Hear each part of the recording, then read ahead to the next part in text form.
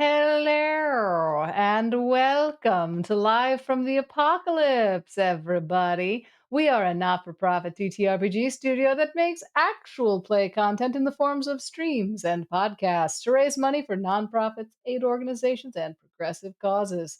We're currently raising money for the Doctors Without Borders. Are we? Wait. Yes, still Doctors Without. Sweet. Good.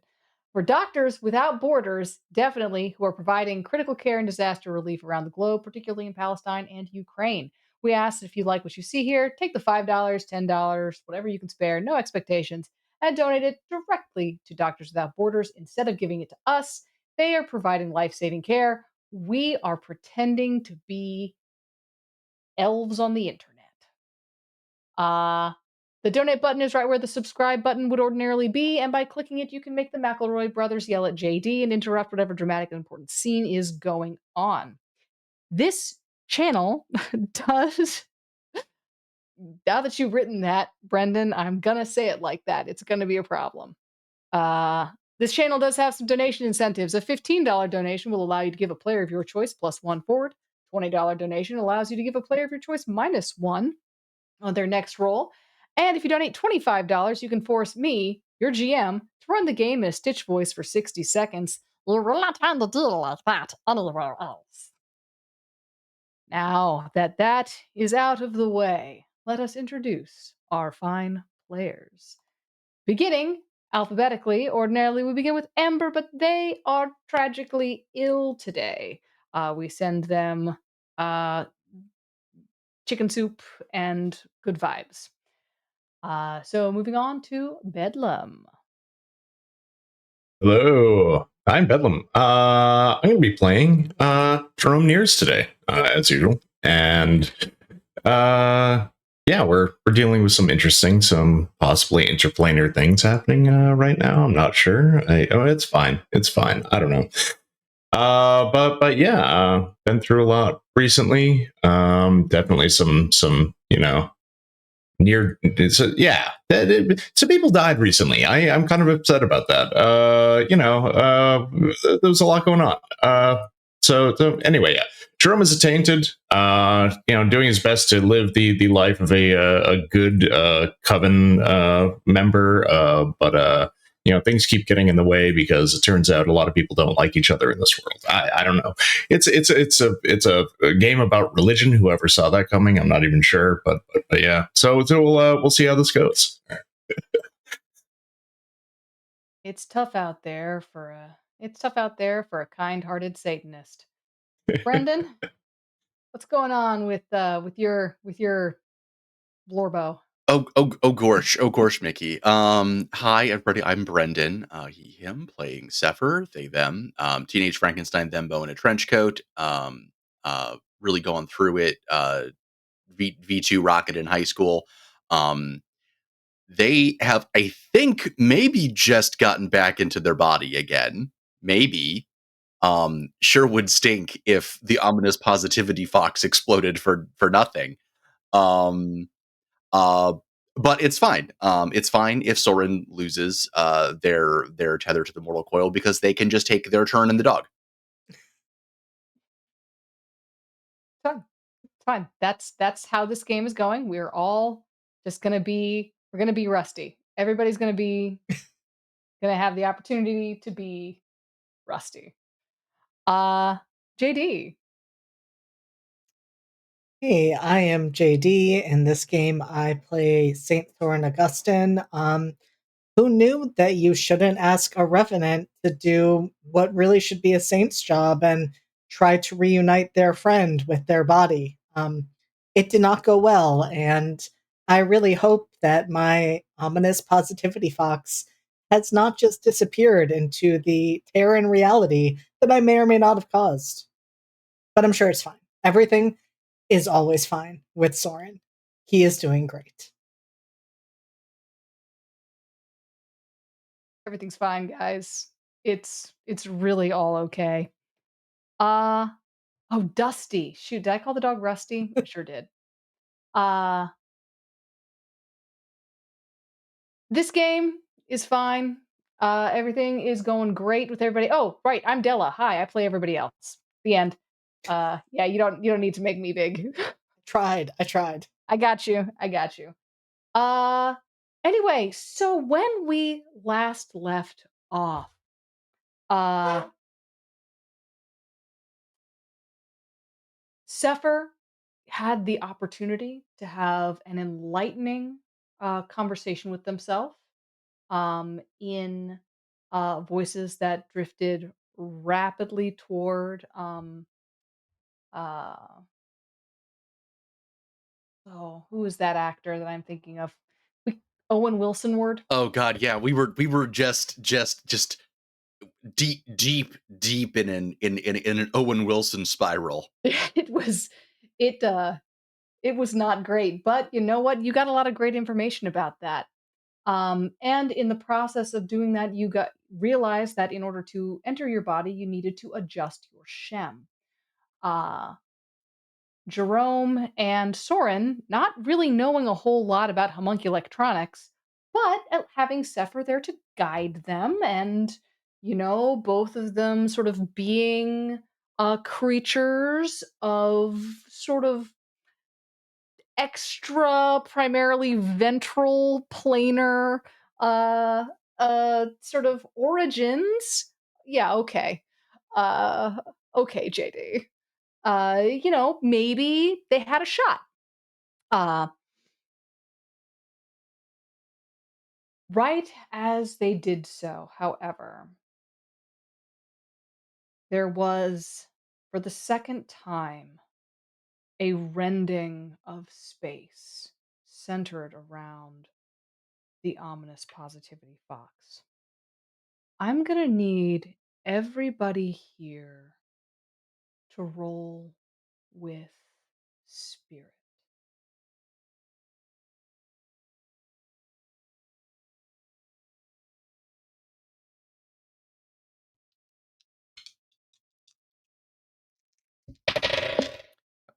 Okay. All right. Cool. 6. Oof. 11. 11. 13. Ooh, okay.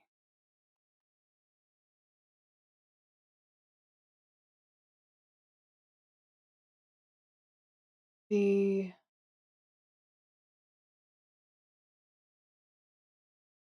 Zephyr, what are you thinking as you open your eyes back into your body?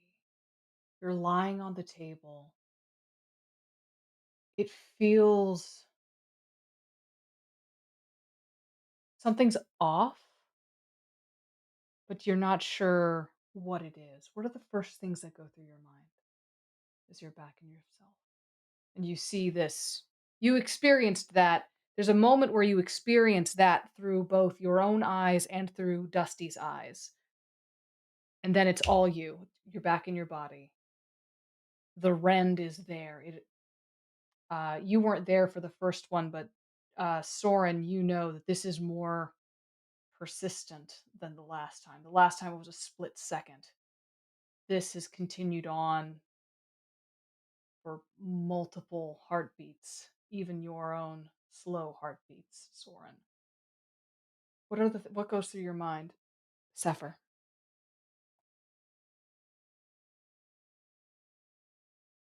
Man, I still kind of want some burnt toast.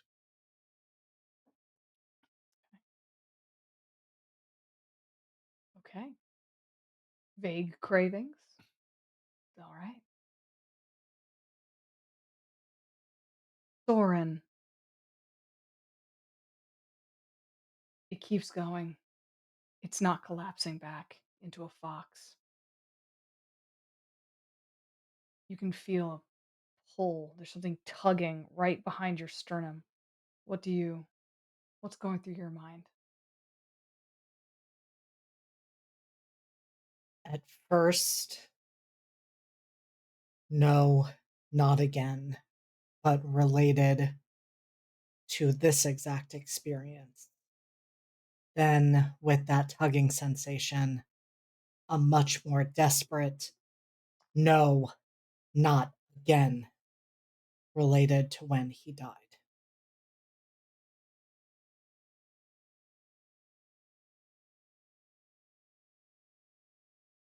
Jerome, you've lived, of all of the kids here, probably the most normal suburban life.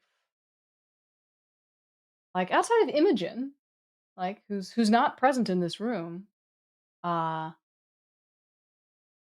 you've lived the most like normal, standard suburban childhood. Tonight you have uh seen your friend in a dog, like soul in a dog. Uh you've used a gun for the first time. You blew up a man's kneecap. You were yourself shot. You saw your friend get shot. You accidentally fully killed a guy. Well, no, Soren finished him off. You perforated a man.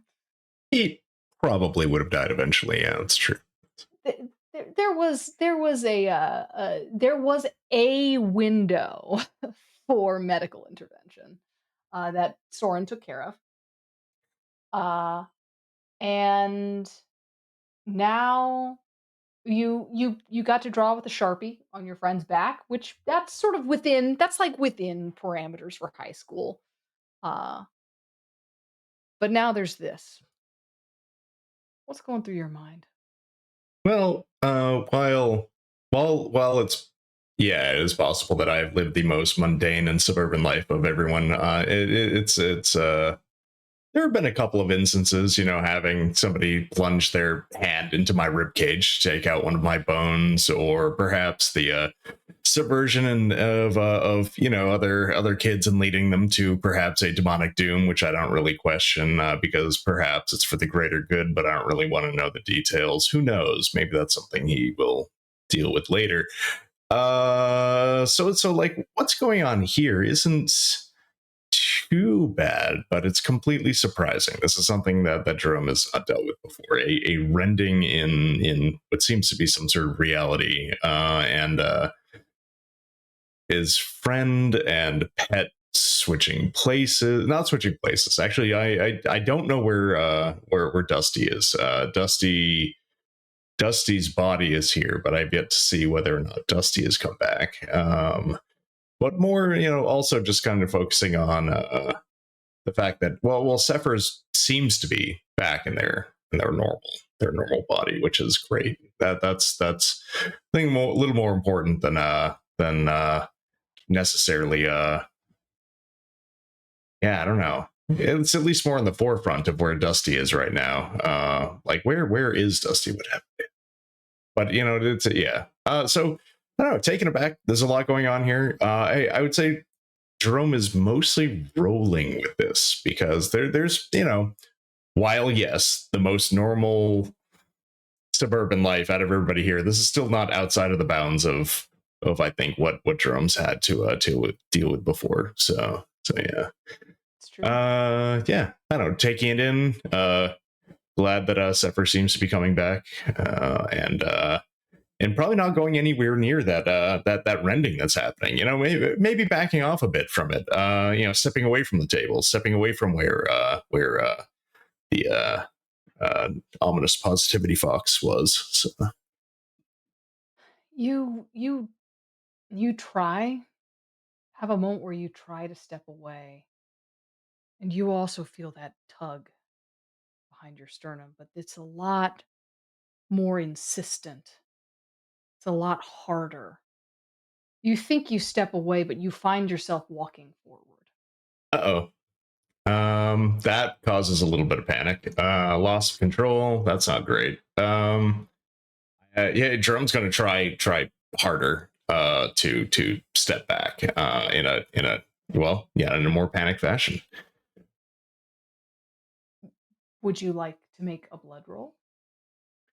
I will attempt a blood roll. Yes, if that is yes, I will try to physically rail against this force that is pulling me in.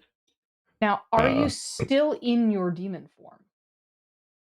Oh wait, did I go into my demon form for this? I don't think I did I? No, you didn't? No. Okay. How did you spike the guy? Oh, you just asked Ivy for help.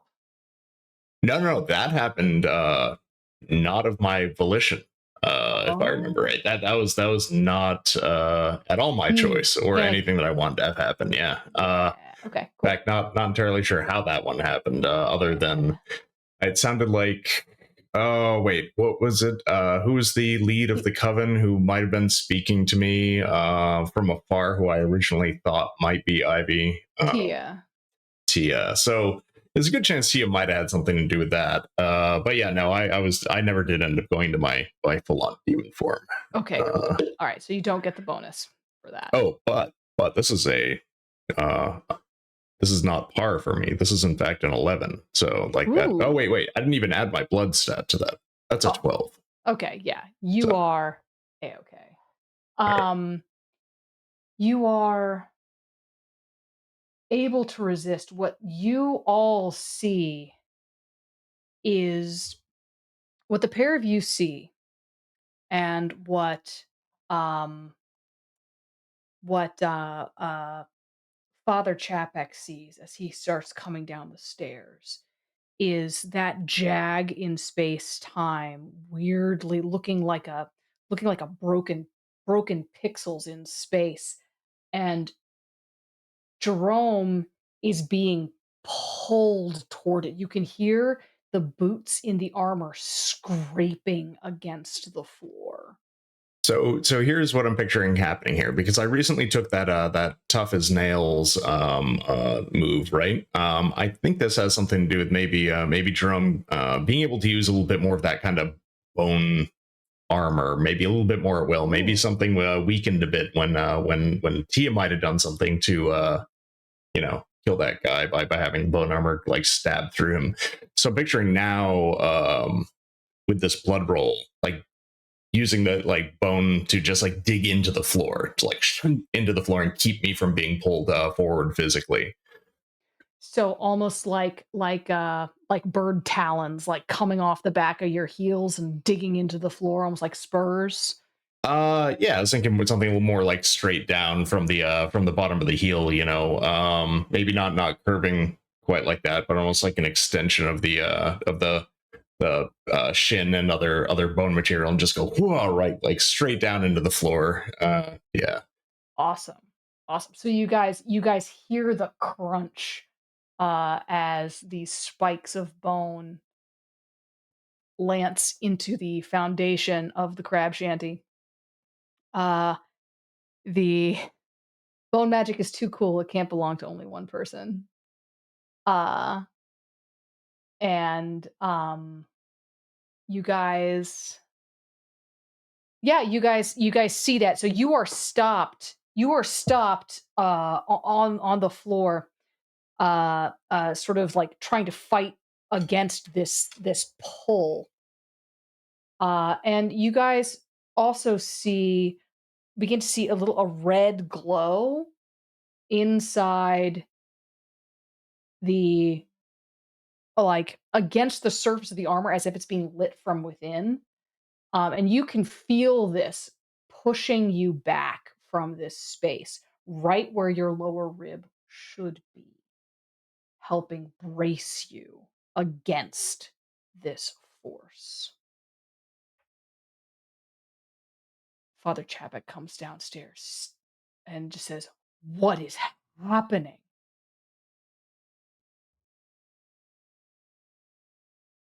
It seals, as if it never was. Zeke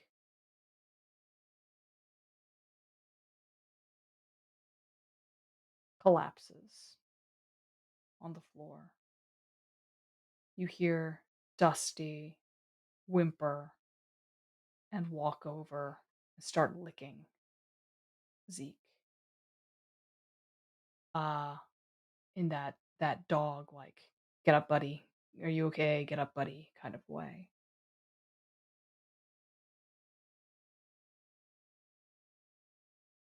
For Soren and Sefer, it's like it was never there. This gash in space. You know it had been there, but there's nothing There's no after images in your eyes, despite how bright it was, despite how there's no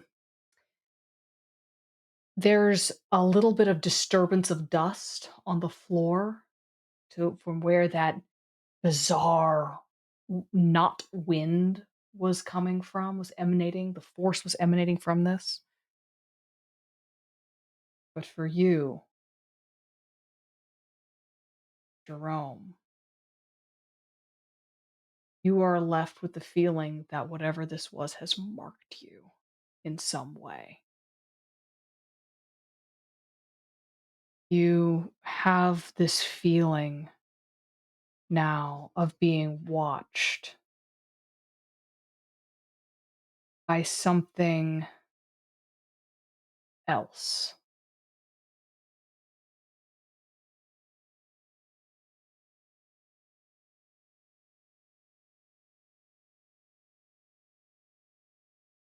Zeke is alive, or as alive as whatever he is can be. Father Chapek hurries you back to the car where Sister Marie waits, gives you a huge hug, like as soon as you guys are uh back in the car. It's just like, I'm so glad you're safe. I'm so glad you're safe. Sefer, I'm so glad you're back. Do you give him the note that had been pinned to your chest? Yes. He glances at it and just puts it. He's focused. He's focused on you. Jerome, he drops you off at your parents' house, gets you guys home, interfaces with Imogen, gets them home.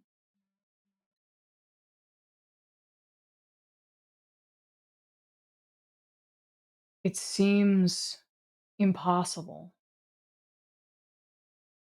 The next day is a school day.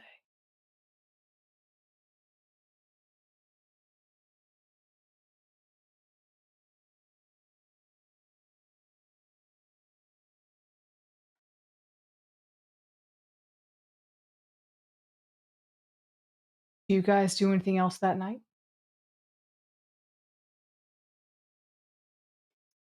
I think that depends on what condition Zeke is in. It's interesting. Zeke, just like last time, Zeke is very quiet. What's interesting now is that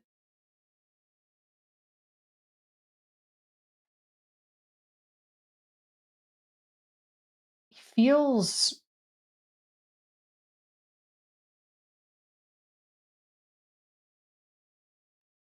Zeke has always kind of like tread this line, right, between being an actual regular fox and being a bizarre otherworldly presence, right? Um, but it's funny. Zeke is like we said at the very beginning. Zeke is always with you. You don't always see Zeke, but Zeke is always with you. You can always perceive Zeke. Not everybody always perceives Zeke, but Zeke is always with you in one shape or another.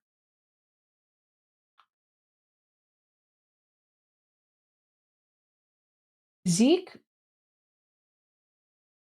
feels more real now, more like a living entity.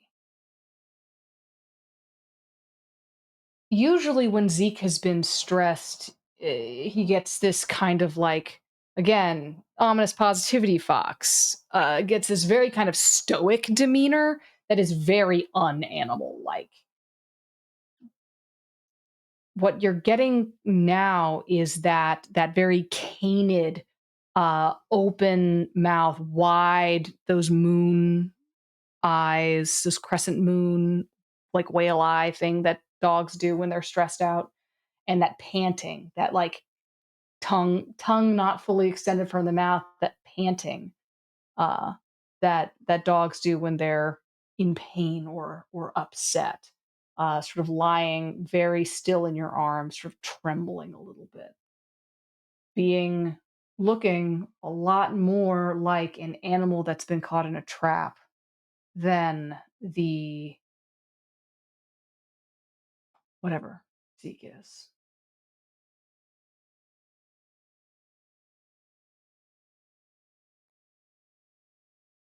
And I think despite the questions that Soren has, he doesn't try to ask any of them of Zeke right now. He just holds him and pets him. But as he is going through the long hours of this night, in which he is not sleeping, because Soren doesn't need to sleep, I think he tries to see what bits and pieces of missing memory he can try to track down. Whether that is of the night he died, or whether that is of the missing time after that fateful party. Mm, okay. How are you doing this?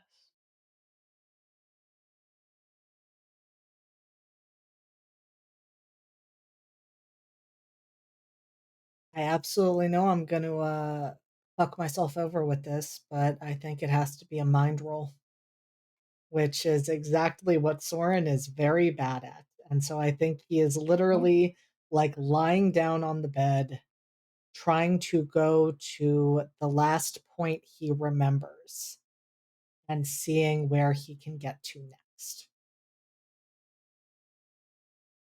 All right. Roll for me.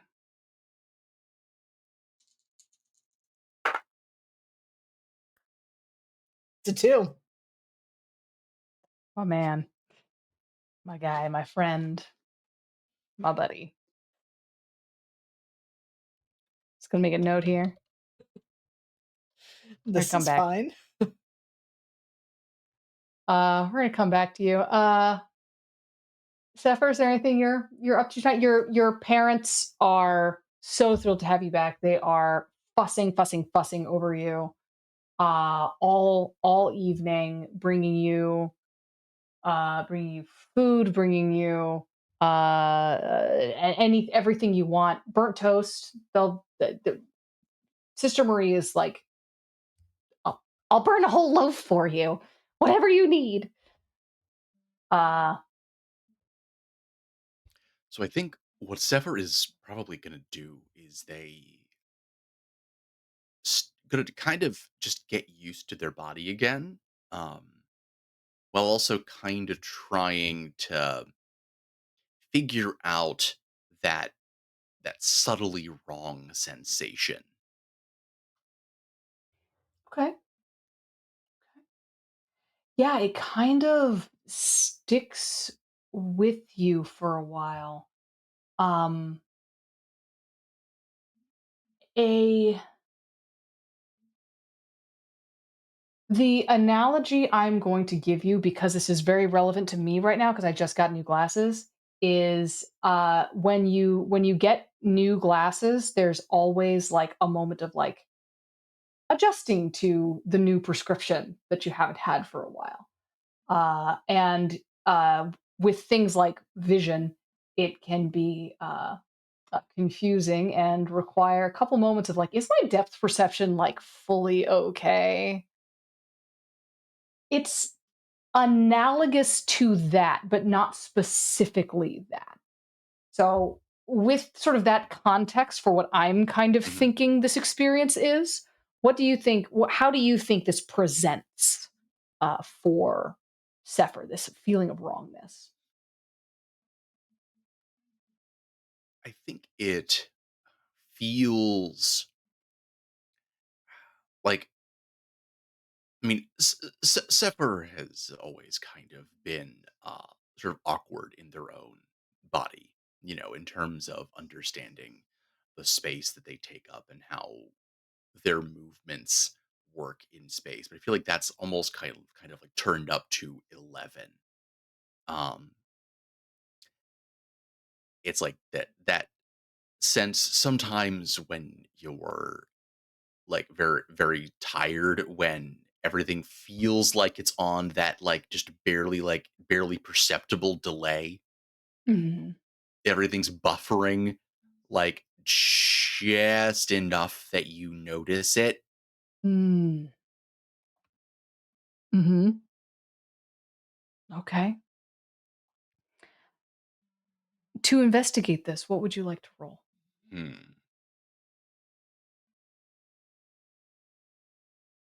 Hmm. Hmm. Hmm. Hmm.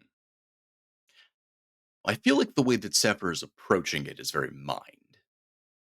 They're trying to like sort of investigate it from every angle, basically. Mhm. They're trying to collect data. Right. So I feel like mind is probably, I mean, it's not my max stat for this, but I think that's probably the one that lines up the most with how they're approaching the problem. Okay. Go on ahead and roll with mind. All right. And that is an 8. Okay. You you're sort of analyzing this, sort of looking at this feeling, and this sense of wrongness in your body. And the conclusion to which you come is that, and this is also given what you learned from speaking to your body, is that your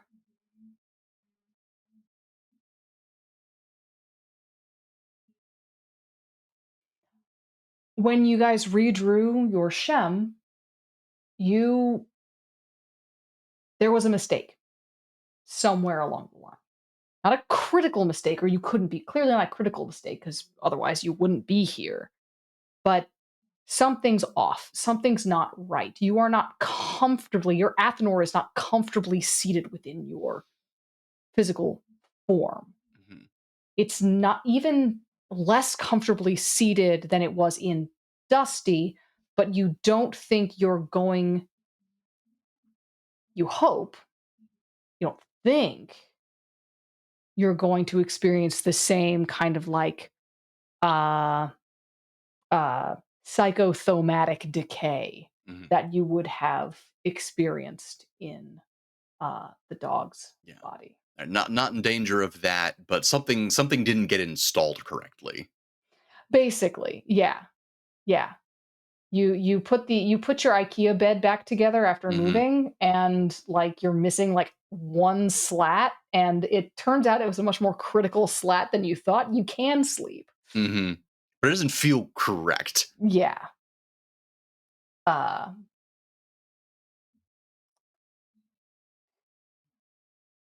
Soren.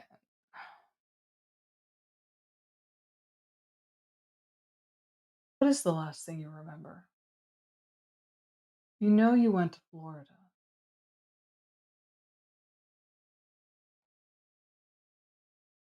You know you went to your parents' house. What's the last firm memory you think Soren has?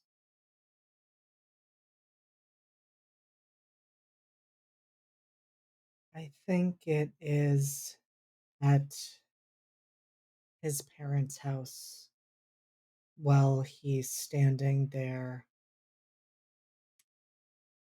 I don't think actually he's standing. I think he's crouched in a tree nearby, watching from a distance and seeing that his parents haven't made any of the modifications and adjustments that they've needed to for him to be returned to them. And I don't know how much he can feel anger, but I think as much as he can, That's what he's feeling as he stares at the house. And that is the last thing he remembers until he and Zeke were back on the road.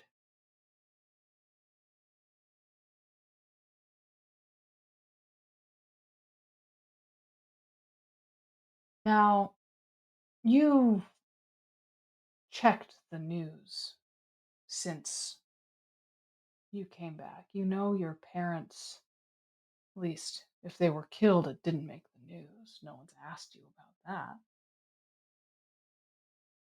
If Soren were going to punish his parents, what would that look like? What would Soren do in that moment?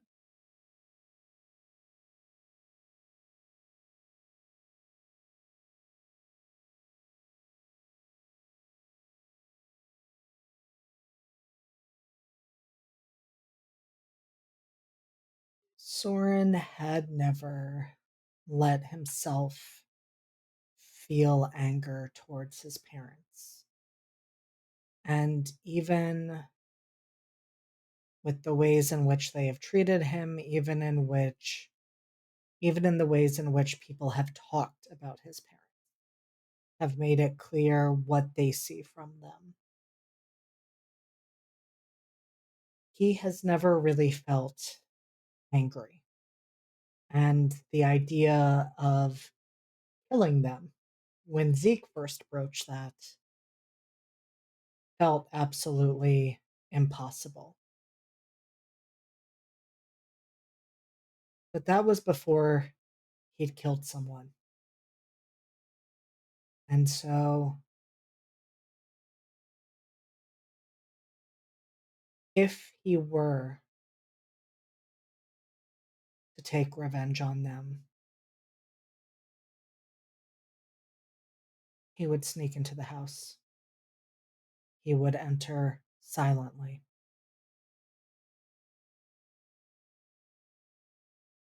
He would not attack while they were asleep. He would make sure they were awake first. And he would draw it out for as long as he could so that they could feel a fraction of what they put him through in his first 16 years of life. He would make a spectacle of them, just like they made a spectacle of him.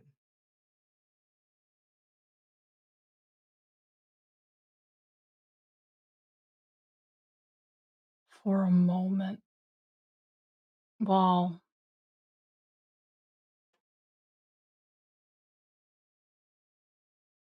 this happened,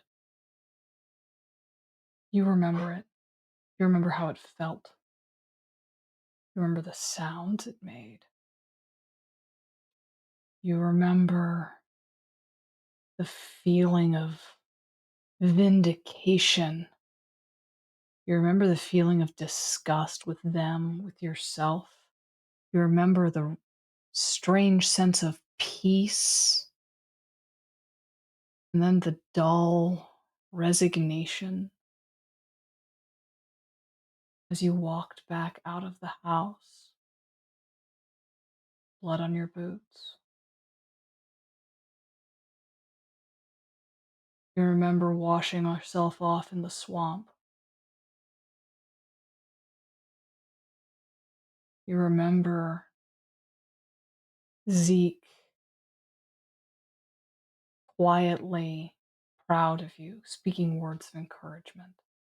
You remember all of this like it happened.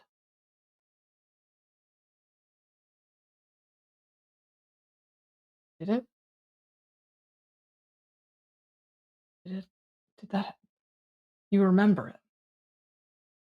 But you also remember staying in that tree and seething, and then climbing out of the tree.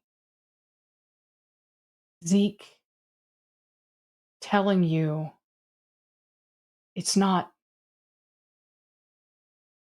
in your own time. You remember Zeke telling you that you'd know when it was time, and you deciding that now wasn't the time. You couldn't do what you wanted to do. Or did you really want to do it?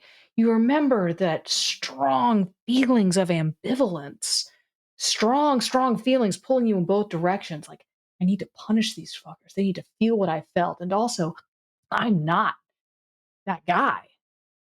I am still Saint Soren Augustine, regardless of what I am. I'm you remember that. You remember getting out of that tree and getting on a Greyhound bus. You remember you remember taking Zeke to the fucking Rainforest Cafe. This didn't happen, but you remember the way their blood tasted when it splashed into your mouth.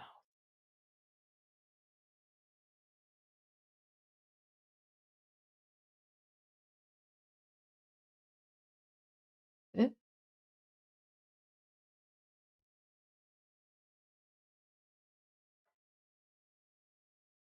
Jerome, when you get home, it's like wee hours. It's like 4 in the morning. Your parents are asleep. They do, uh, um, they left food out for you. You as a they left a note on the table that is you can read between the lines that you are a full member of the coven. They're not really like worried about you.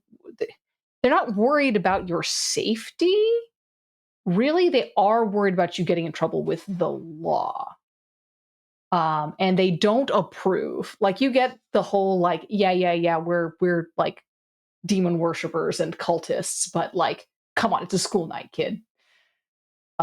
Is very much the vibe of the note they left. You see when you walk into the living room, um, some interesting stuff you might notice is the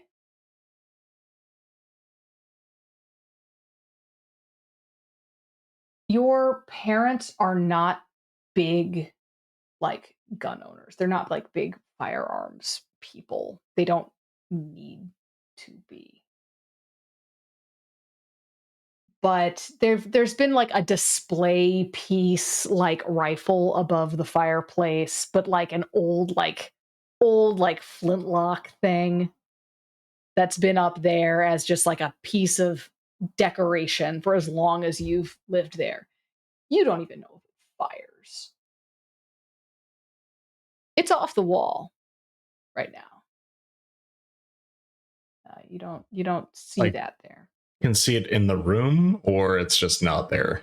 It's Oh, just not there. And it's like really obvious that it's not there because when I say this thing has been a piece of your home decor for so long, it's been up there for so long that like the wallpaper behind it has faded, but the wallpaper around it has faded, but the wallpaper directly behind it hasn't. So there's like ancient musket shape sure. on the back wall. Well, that's weird. Um, yeah, that's not certainly not the strangest thing that's happened tonight. So it's like something of note, but not really a concern to Jerome.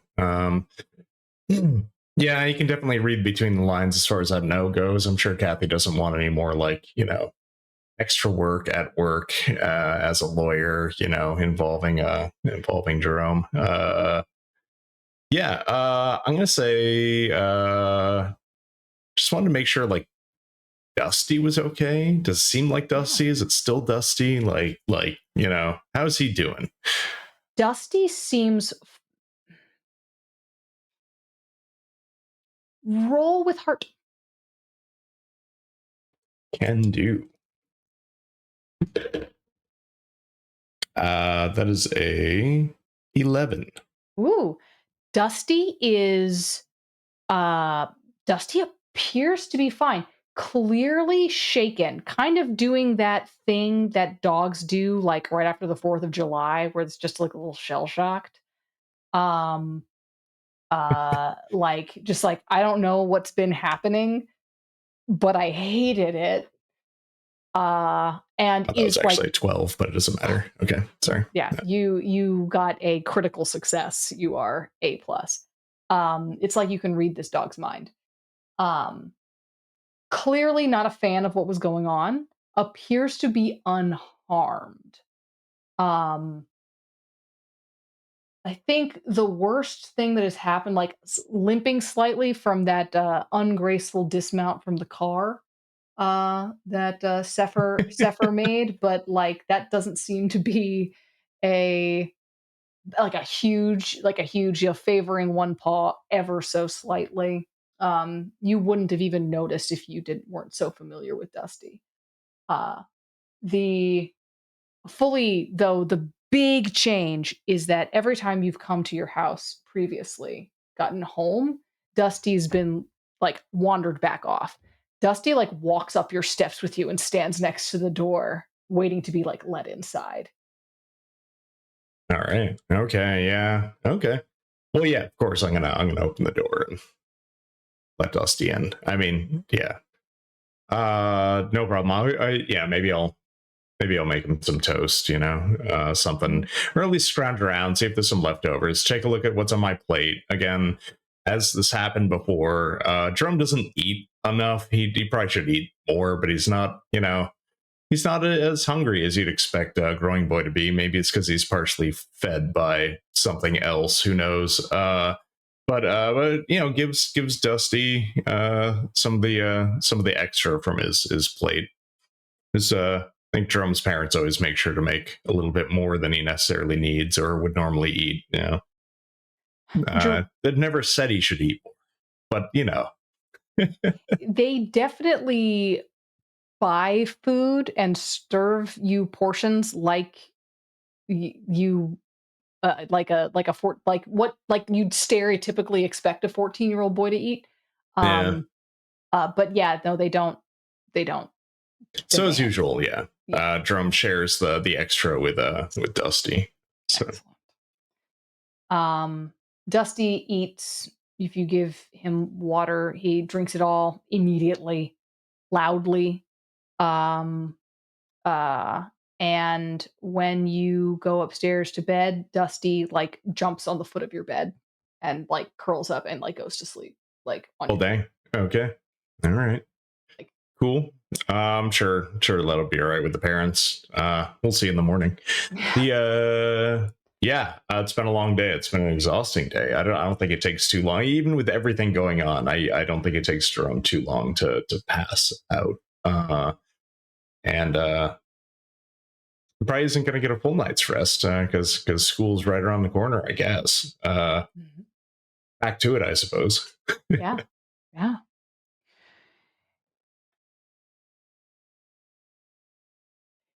That night, you you have a dream. It is not. It is a dream like you've often had of Ivy, and it feels like all the dreams you've had previously of Ivy. You're walking through the school. You're sitting down in the classroom.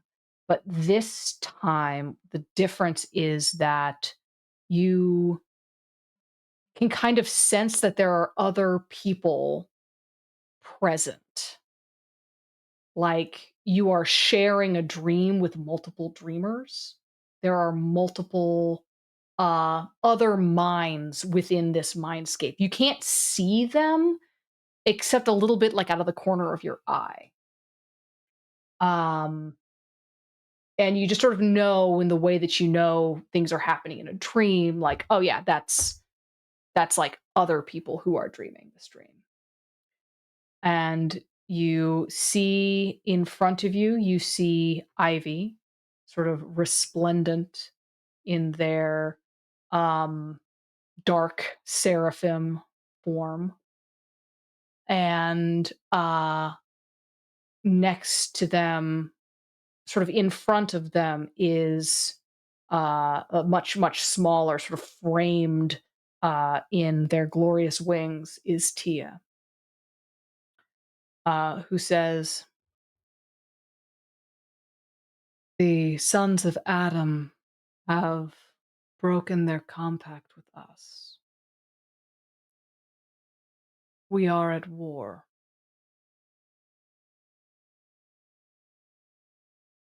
It is expected of all of you to be armed and ready to defend the demon Centauramath at all costs, to defend one another at all costs.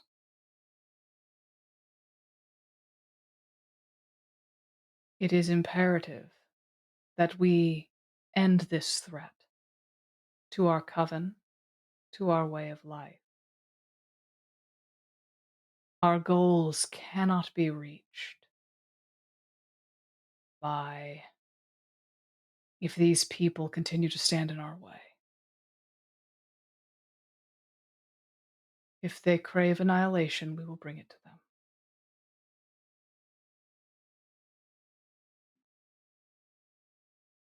Those of you with powers to keep people safe, use them. Those of you with power to bring harm to our enemies, do so. All will be permitted.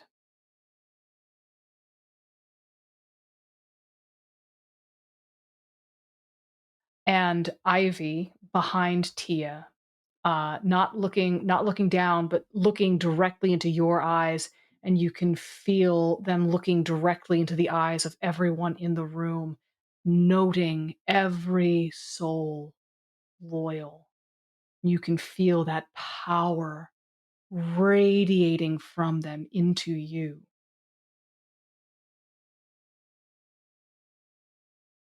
And Ivy just says in a voice like mountains shaking, "Go forth."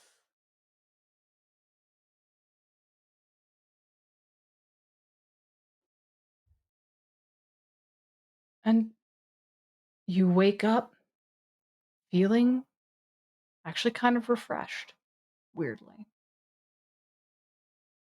Heck yeah. Yeah, it's Full of demonic juice. Let's go. full of demonic juice.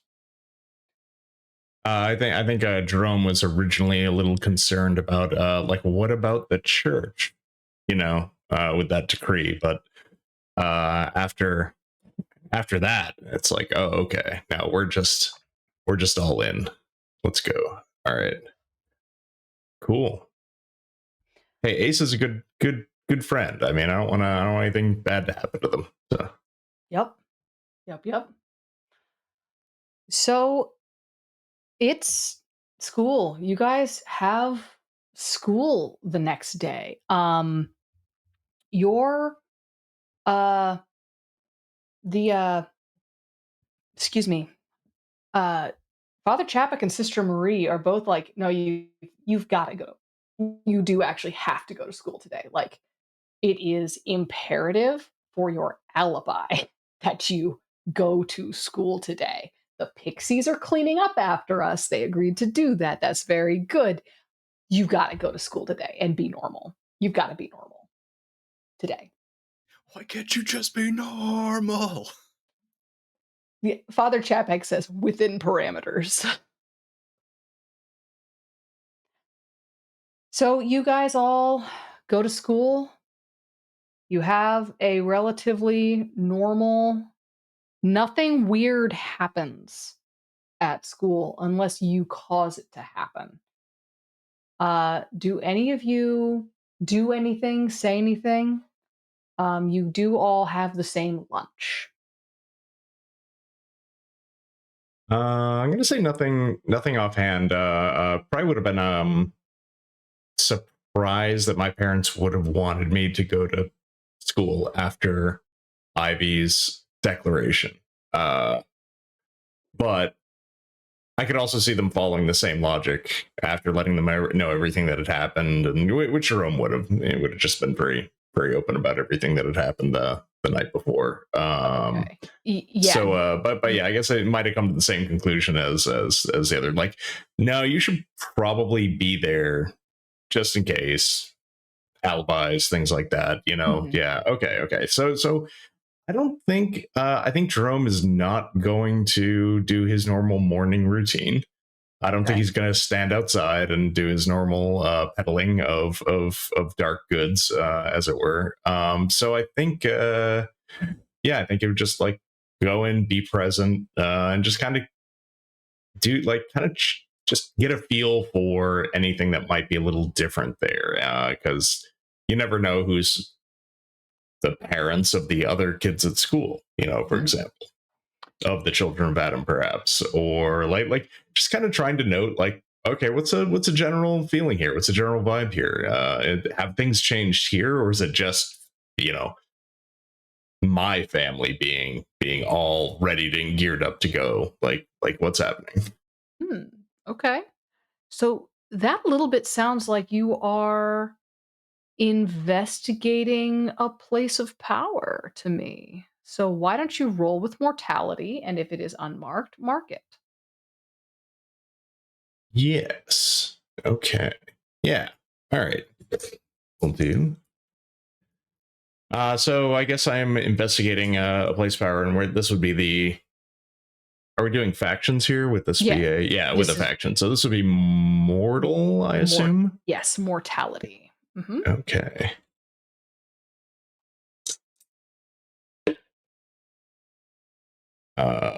7. Okay. Yeah. Okay. I think we still need to figure out at some point how in the world I did, instead of +3, I did a +2, because I don't know how I got a 3 in mortality. That still seems wrong. You must have misclicked. You must have uh Yeah. I mean, unless you could have a 3 in mortality if you had negative I yeah, that would be Well, difficult. it turns out I actually have a -1 in night and a -1 in power, which is Okay, so so. you could have a 3 in mortality. You can have a uh, maximum of 3, so you could that is technically possible.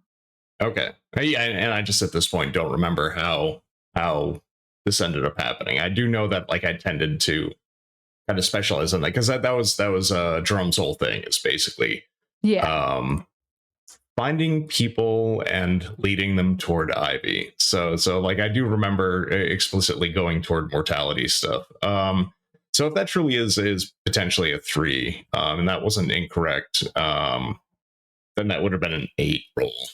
Okay. I just did a 2, because I was at first, because I was like, I don't know about this +3, but Okay. okay. Well, hopefully at 7 and an 8 is the same kind of general result. So that's I mean, if you had rolled 1 lower, it would have been extremely relevant. Uh but so this allows you to on a hit you see below the surface to the reality underneath. All right, what are these mortals up to? Dang. These mortals up to. The vibe you're getting here, high schoolers en masse are kind of like interesting cultural weather vanes. They are creators and consumers of so much culture. Uh like little petri dishes. They are there is an undercurrent here of tension, anxiety. There is a lot of nervous energy here. Um, you have a lot of a lot of people who ordinarily would be buying uppers from you, um, are approaching you and speaking in a much more coded language about, like, buying stuff that would maybe, like, more mellow them out a little bit more. Um, you are getting a lot more there's a lot there's been an uptick in, like, whispered conversations between people. You're hearing just sort of in the air, in the vibe, a lot more, "What my parents said," or "I'm hearing this," or "this, that, and the third." Um, and it's a, uh, uh yeah, there's this lot of this anxiety. There's no overt malice against the supernatural yet. Uh, Nor is there any overt malice about the sons of Adam. There is a weird no one's even, like, talking about, like, you don't hear anything about the crab shanty. You don't hear anything about any of that, which does seem strange to you. But so far, I you're mean, not. maybe those pixies did a good job, right? Maybe they did. Maybe they did a really good job. Um, the Yeah, that's kind of the vibe that you're getting.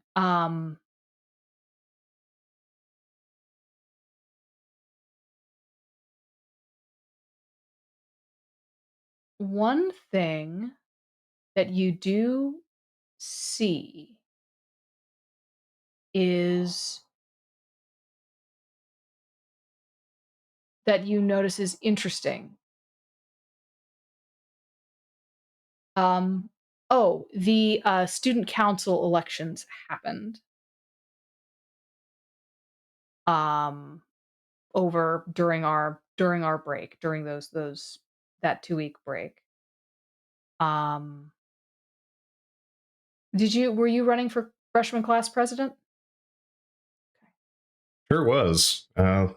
Regardless of everything else, that was definitely one of the things that the parents and as an extension of the coven would really wanted to see happen. So that's yep, was going for it.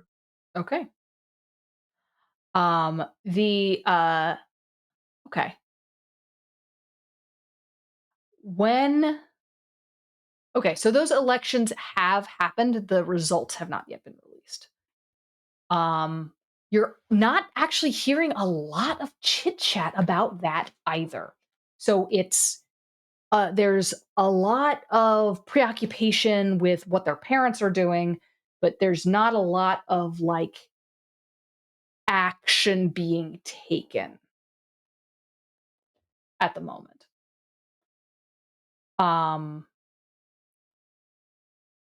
the uh, so yeah, that's kind of what you get. Okay. Yeah, I'm not super concerned about the results of it at the moment. Doing it mostly out of duty and mostly out of, I don't. It's just how things have been for so long for Jerome. Tasking as a list, making his way down it, doing the best he can. Selling drugs, running for student body. As you do, as your parents want you to. So Mhm. it's yeah, it's not that big of a deal. There's a lot more, kind of more prominent things that are happening right now, and that's kind of in the background. So he's not too preoccupied by it. Honestly, I think there's a lot of like thought about how he's going to get down toward uh, the snake pit probably after school. I think that's it's like thinking, okay, like what do I have to do? Do I have anything that I have to like anything extracurricular that I have to get to today? Do my parents say anything? How's Dusty? How am I going to get down there? Just general stuff like that. So, Okay. So your parents were a little less chill about Dusty than you'd hoped they were gonna be. But eventually they you can see your mom kind of like convincing your dad. Your dad didn't grow up with pets. Your dad just was kind of like, why would I have an animal in my home? Kind of guy, like not in a like anti-pet way, just in a like that's fine for other people. So your mom kind of convinces him that it's okay to have Dusty stay there, especially after you tell the story. Um, they are going to spend their day at the church. Your mom is, brought her work laptop, was bringing her like her not laptop, her work briefcase with her to do some work there. So you know that they're going to be at the place, hopefully, maybe guarding Ace. You don't actually know where he is at the moment. Um, how about the other two of y'all? What do you do, if anything, this fine day?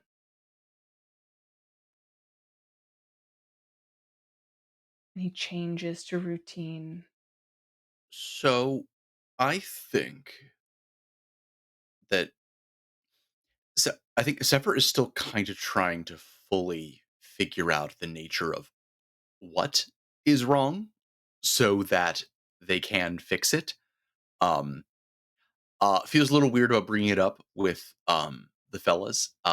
Doesn't want to be like, hey, by the way, thanks for putting me back in my body. But you fucked it up. Thanks, guys. So I think what Sefer is going to do is they have tried to figure this out from every logical angle using the knowledge that they possess. Mhm. Um, they're going to try something a little bit different. They're going to go a little bit outside of their comfort zone. They're going to try and see if they can figure out what's wrong through the medium of art. Medium of art. Their Uh, least favorite their class. least favorite class, the class that they really, really hate. Did we already get through midterms or are midterms coming up? I cannot remember. We are past we're past midterms. We're Okay. into the second semester. We Okay. shouldn't be. Student council stuff shouldn't be coming up. It's elections for next year. I don't fucking know. We How we had what one might call the midterm elections, so it's Yeah. fine. Listen. In this fantasy hellscape, who knows how high school elections work? Certainly Yeah. not me. Yeah. The No, person who's running this game and definitely has a coherent timeline. like it's, what it's it's more we're picturing this as being akin to like like electing a president in our world when in fact it could just be essentially like model ecumenical council. That's way more what it's like. it's Uh, based on an older calendar. We're just following something slightly different. That's yeah, yeah. That's what it is. That's definitely what it is. Mhm. Uh, But so yeah, so I think yeah, gonna or I don't know if you want to set up like a particular project or something, or maybe it's just them in class, um, trying to do that thing that always kind of eludes them, which is to, in essence, uh, put it on the page. okay. So I guess what it sounds like you're doing maybe in art class. It sounds like you're maybe trying to draw your shem or what you feel your shem should be. It could be that. Could be that. Could be trying to basically evoke intuition and internal feelings that are not necessarily apparent to the waking mind, or Okay. both. Why not both? Why not We're both? we're we're explicitly working in the realm of the irrational. So why does it have to make sense? Why not free associate? It sounds like you're rolling with heart to Yeah, me. yeah.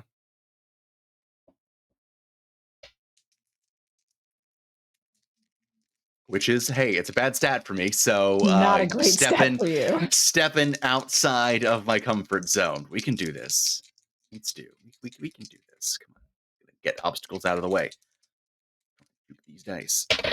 No. Oh. Okay. That is. Oh, okay. So I had -2. Okay, fine. All right. It's not that great. It's only a 9.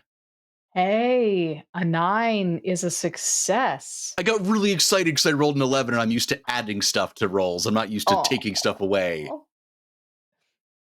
I'm used to being good at I'm this, used to being man. good at things, guys. I'm I trying don't. really hard. This is hard for me. Hey, this is hard. Art is hard. Uh,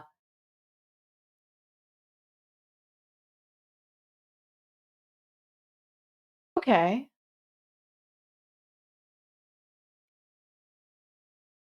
Tell me what you are doing. What is happening on the page as you're doing this? Like what you're sort of just free associating onto. So I think what we're doing here is there's I think probably actually I'm going to say probably. I'm just going to set the scene here. Set the scene for So we are drawing essentially drawing or painting a life model. Um, Basically, rather than having an actual life model in the middle of the room because that would be far too scandalous. Instead, we are painting a sculpture, uh, a very well posed human sculpture, with the Grecian nudity tastefully removed. Um, Mhm, mhm, and now this should be something actually the actual assignment is actually to sort of focus on form, mhm, which is something that Sefer normally excels at. Um, they excel at very very precise replication.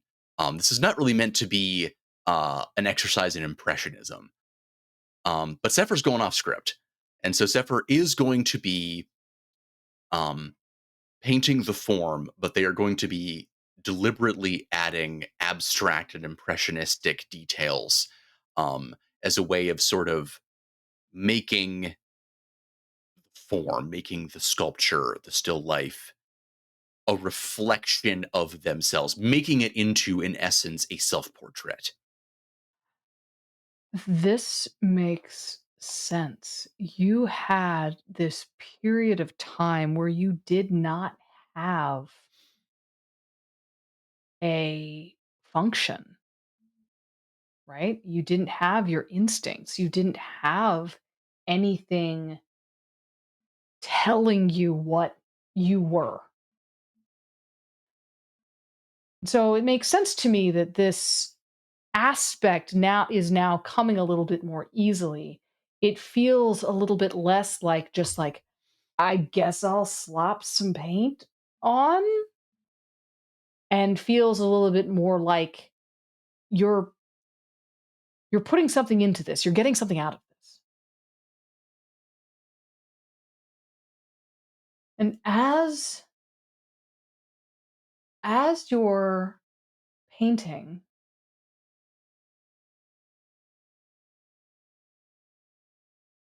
you're noticing what you're noticing is missing.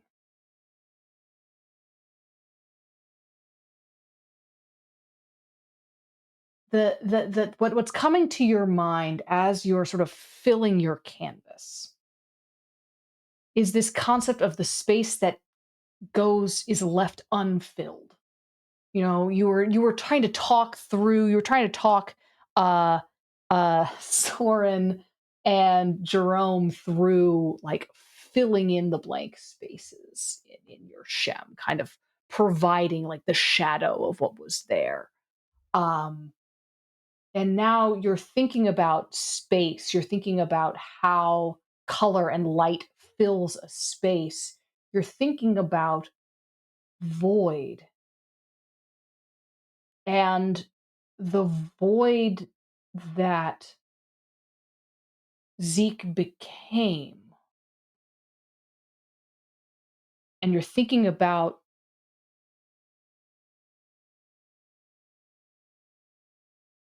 space that cannot be filled, the vessel that cannot be filled,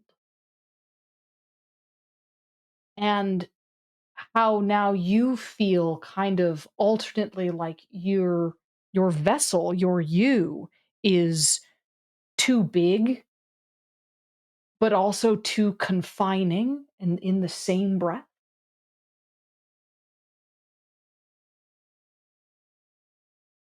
You wonder if there's a space where you could fix that, where you could really properly stretch out and extend yourself through all of what you are.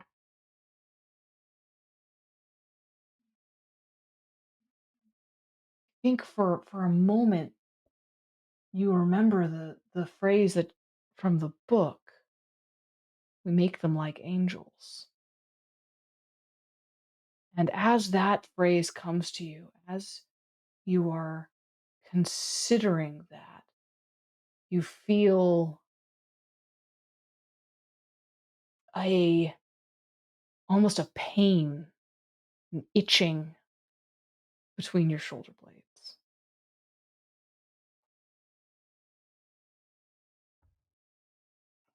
Well, fortunately, as we've established, Sefer do belong. Very long. There is no spot that they cannot scratch. It's true. It is true. You have no trouble reaching the spot, and when you scratch it, it's like any other kind of like random somatic itch Mhm, that yeah, yeah, that you get. it's fine. Yeah, it probably doesn't mean anything. Yeah, Yeah, yeah, no, no, yes, it's fine. you know, Art, you know, art, art, yeah. art. Is It this it what meant it is that what art feels like? Is art itchy? when you ask your teacher that, she says sometimes. Uh Frankly, uh she's actually like looks at your work and is like, this is not the brief, but is like like kind of like trying to do the thing where she's like, this isn't what I told you to do. I don't have a rubric for this, but I am really pleased at how you're coming along as like Mhm. an artist. That's really, um, Your use of forced perspective makes me deeply uncomfortable, but great job.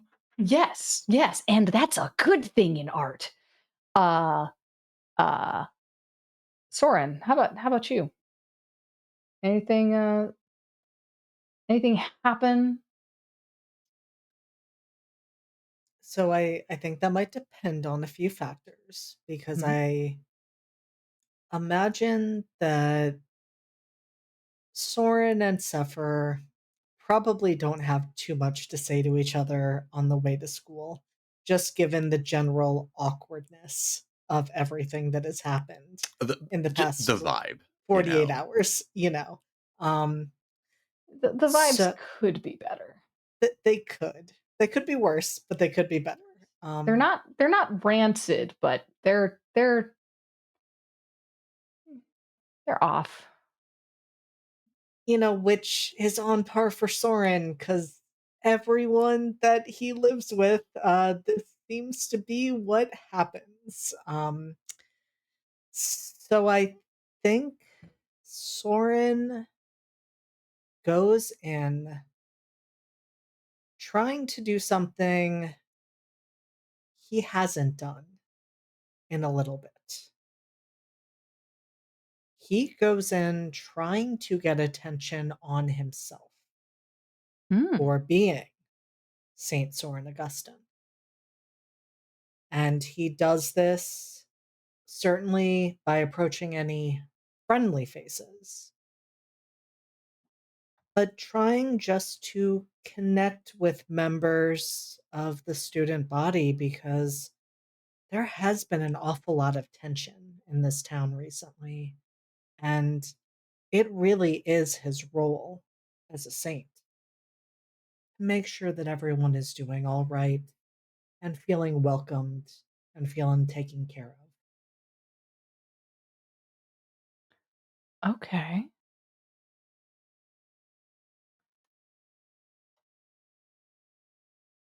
Here hmm.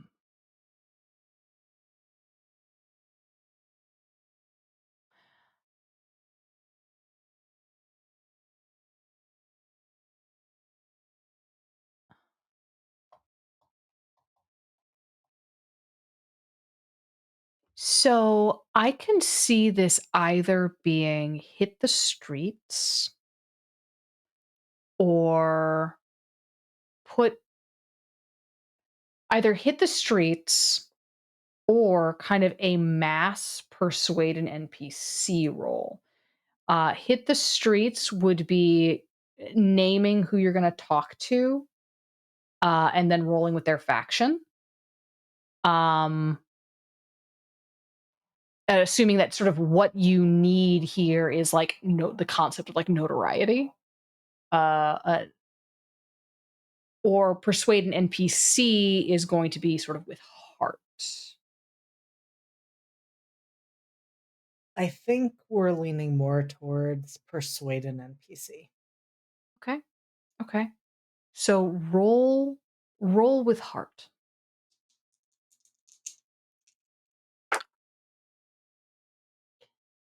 That is a 7.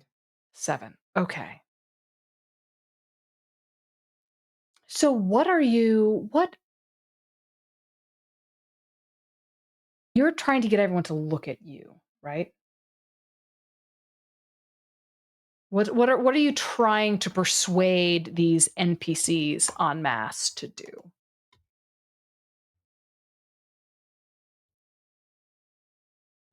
I think Soren is attempting to preach to them.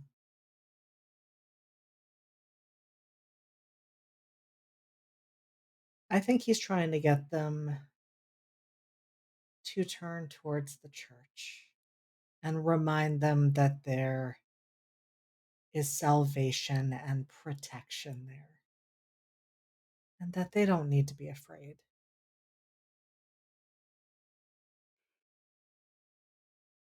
Okay.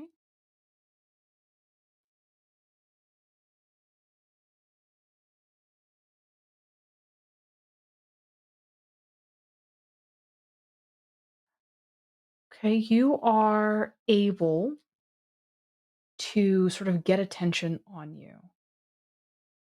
When you start preaching though, and you start kind of talking about turning to the church, um you notice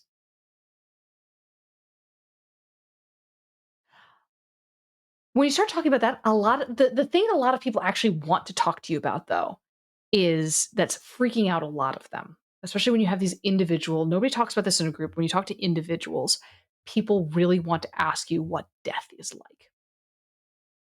And usually people are pretty circumspect about that. This is not you have a script. You had at one point a script for that. Um that people want to know. Um and you have used this in the past to bludgeon people with. Um people are asking this in like by being very quiet. They're just like, I'm really scared. I'm freaked out by this, but you've been there. And so that's what people wind up really wanting to hear about. And you hear a lot of people talking about sick grandparents, family members who've died, all sorts of the topic of death is coming up.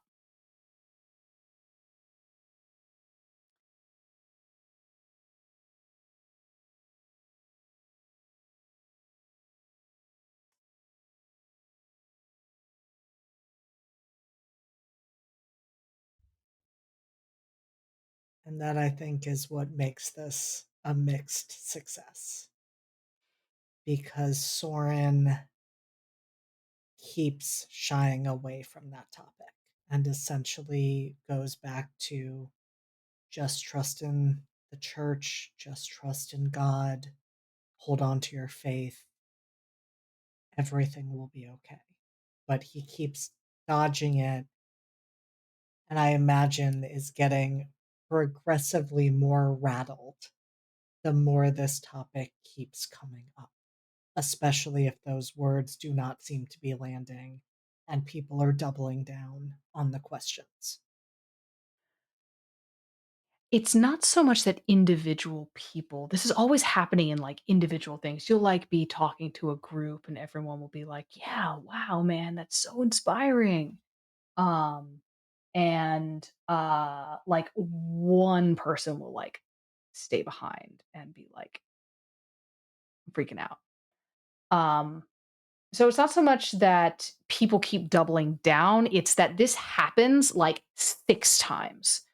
It is like every time it seems like you're talking to a group of people, somebody asks, and it's getting old. And so it's kind of nice at lunch at some point you're having like the fifth one of these conversations that you're trying to dodge with somebody when Chicory St. Bride comes up to you. And she's just like, hey, Soren, how are you? Uh, and like it basically kind of very politically and politely like helps you escape this uncomfortable situation. Um, and just kind of like walks with you a little ways away so that you're not like right there anymore. And she says, "Sorry, you looked a little bit like you needed saving." Here, I thought I was the one who was supposed to be doing the saving. Somebody out there's got to help the helpers, right? I have heard that before.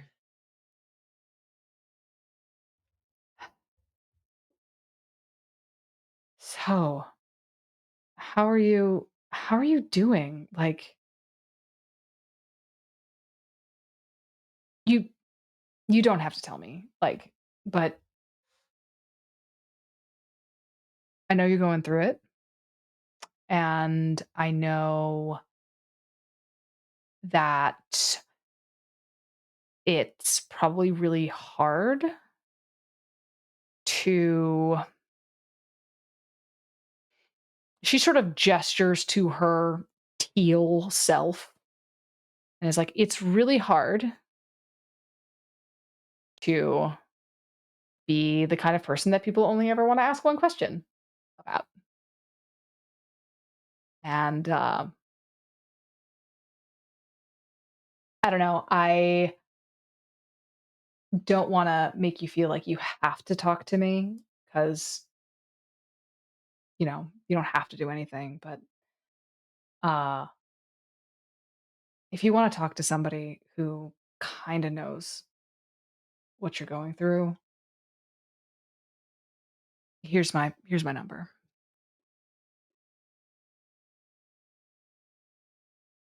And Soren would take it and say, I could see how you might understand a bit of what I'm experiencing. Thank you. Anytime. Um, I know the last time we went to a party together, it got bad. And you see when she says bad like that, you can kind of see her cringing at her own like memories of what happened. You didn't see her during like the bloodbath portion of the night, but you can kind of you catch the vibe there that she's like also wincing away from whatever she had to do to survive. She says, would I would love to have the the youth group over to have like a study session, or like we can call it Bible study if it makes everybody's parents feel more comfortable, but really I would just like to like hang out more, I think. I don't know, this whole year has made me think that I've got to stop being a bitch and maybe start like appreciating other people around me, act like an adult and not like a, you know, stereotype, which is hard because, you know, high school.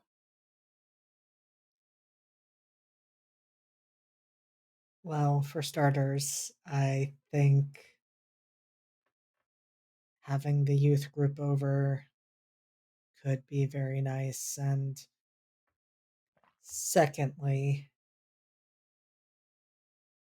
is this how high school always is?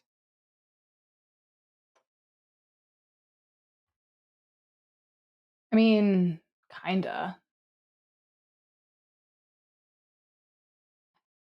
I don't know. Maybe it's not for people who aren't blue or saints.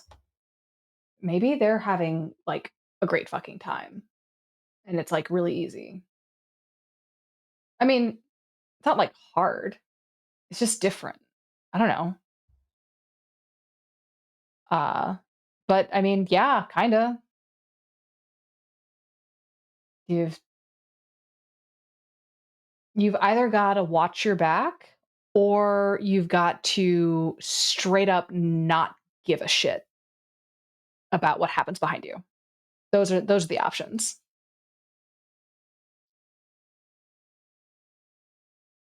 Except, like, now that's not just high school, that's the entire town. Ugh, you're talking to the wrong fairy if if you like seriously, I'm a politician's daughter. It's always been like that for me.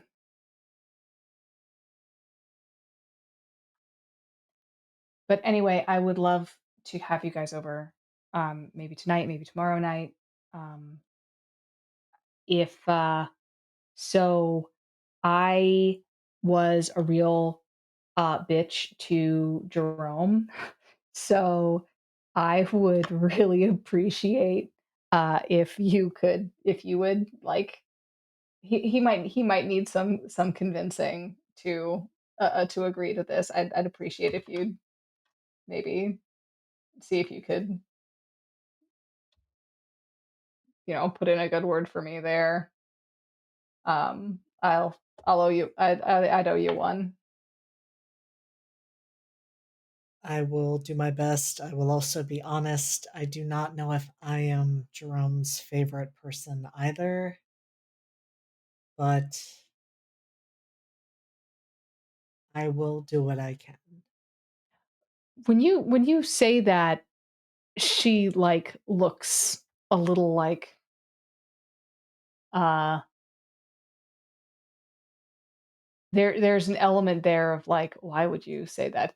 Uh and you have a moment where you can kind of see what it looks like from the outside. You hang out with Jerome so much during school hours, like, and outside of school. So there's this element of like, what happened? Uh, but yeah, you can mark down that you have uh a debt from uh chicory.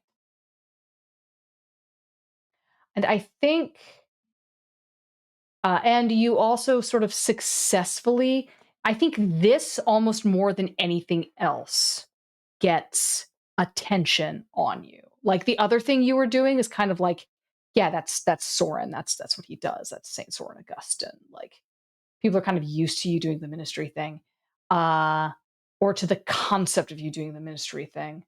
That doesn't seem strange, but Soren got Chicory's number, takes the school, like spreads like wildfire. Like you guys hear about it, like this happens at the beginning of lunch. Like Soren is in the cafeteria at lunch, like in like was in line. Uh, you guys, by the time you two arrive, you've already heard about it. Um, and yeah, so you guys sit down to lunch.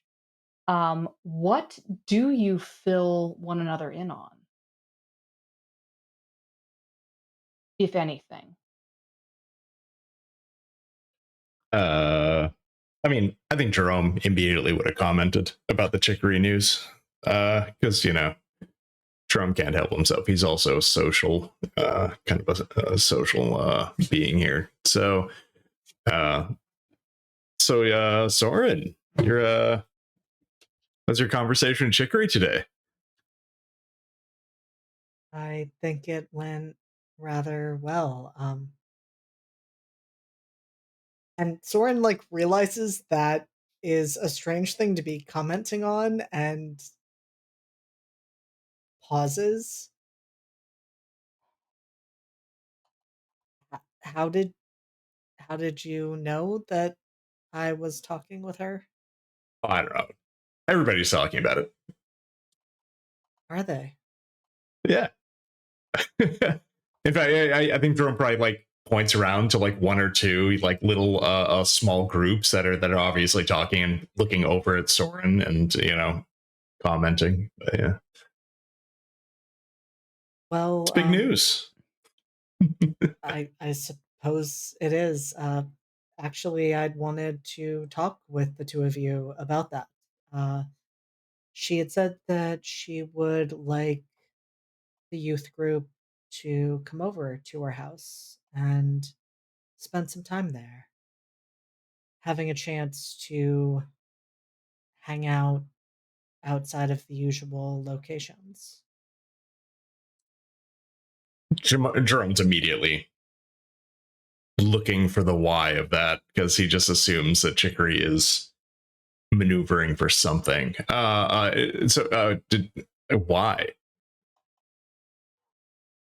To hang out? Hmm. Hmm. Trump sort of sits back and kind of thinks through that, I trying mean, to I think feel of how, like, I kind of feel like the implication of minimal supervision probably also kind of plays a role. uh, I mean, her parents are probably there, right? I mean, yeah, but they'll kind of leave us alone if we're doing like church group stuff. Mm. Mm. What are you Well, concerned about, Jerome? overtly, nothing really. I guess I don't know. Just it's Chicory. It's probably a reason. Just I kind of wonder what it is. Usually it's some advantage. Social advantage. Who knows? But yeah, no, it's okay. All right. I mean, Yeah, Jerome, I'm in. I'm in. Yeah. couldn't the reason be that she's lonely? I don't know. Is somebody like that ever really lonely? I don't know. We'll see. I guess we'll find out. That was unexpected, though. I mean, All right. just because you're surrounded by people doesn't mean you're not alone. No, I get it. I get it. You're right. Is I'm that down. yeah? If oh, I'm very into this idea. I am invited, right? I was invited, right? Okay. You are absolutely Okay, environment. great. Okay, Center. that is very cool. That is very cool. That's very cool. I'm doing fine. yeah. yeah. Yeah, sorry. Yeah, Sefer, how are you feeling today? Holy cow. I'm itchy.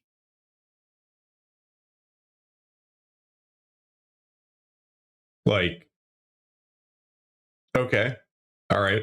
Like Um, like existentially itchy. oh, uh, okay. What is our art teacher's name? Ask, Catherine. asking the real questions out here. Sister, Catherine Mason.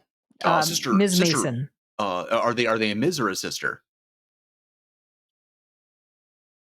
Asking the real ones today. Mm, I think Ms. And I think Hmm. it's. I think there was a little bit of scandal surrounding Ms. Mason because she almost took orders but didn't Actually, for that's reasons that are uh, uh, shrouded in mystery, but around which there are many, many rumors. mm, actually got a teacher like that in high school. Uh, yeah, no. Ms. Mason says that like the existential itch is just like regular for art, but I I, I do think it's maybe a little bit more than that. I think uh, not that I think you guys did a bad job or anything, but I do think no, but the shem is itchy. The shem is extremely itchy.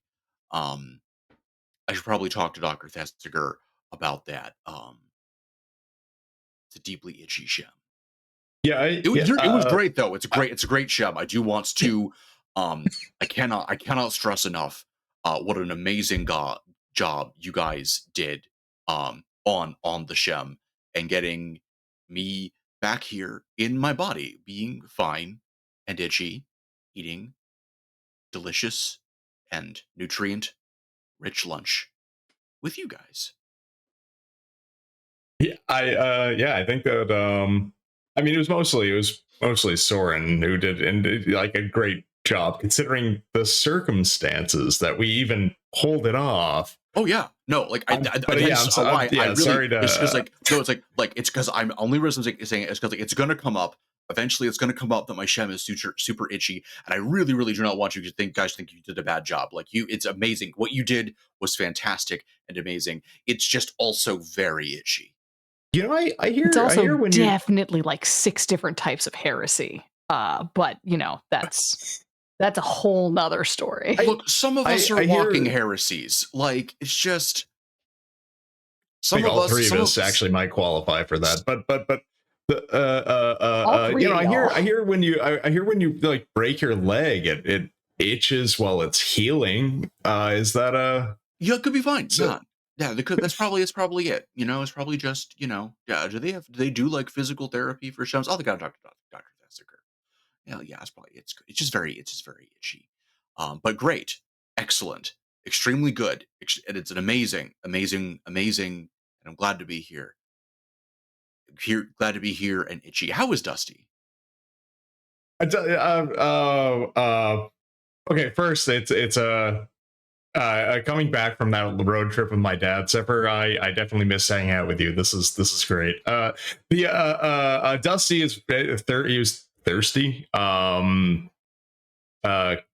Oh, I guess I seems wasn't drinking. okay. Oh, I'm so sorry. I was not drinking a lot of water.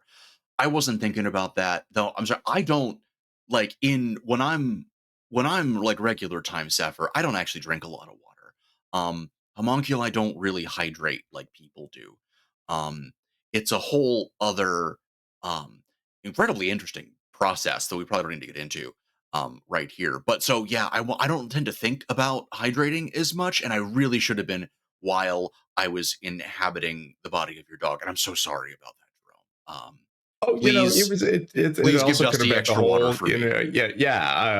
no problem, no problem. I mean, you know, for all we know, it could also be a side effect of Dusty also having their consciousness put somewhere else for a while? Who knows? It's We're hard to still say. not even sure I what feel like happened there, but I admittedly don't know. This is kind of an uncharted territory for me too. But I think Dusty was there. Dusty, I don't think Dusty went oh, anywhere. It was just kind of like Dusty was hanging out in like the back seat, you know, while I'm kind of up in okay, like the driver's seat. I think that's I don't drive. Um, so that's any time that I needed to get in a car and go anywhere, I just tell the car to take me places.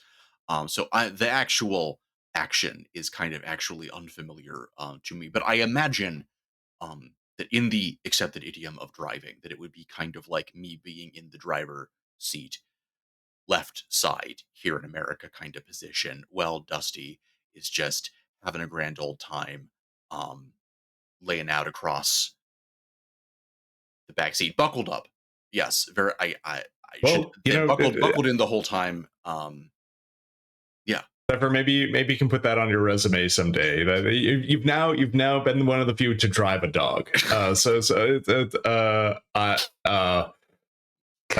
Yeah. No. Other than that, though, Dusty was seemed good. Actually, came in the house last night and slept there. Unusual. My parents were not super thrilled about that, but you know, it's okay. But yeah, otherwise, seems good. Seems good. Yeah. Our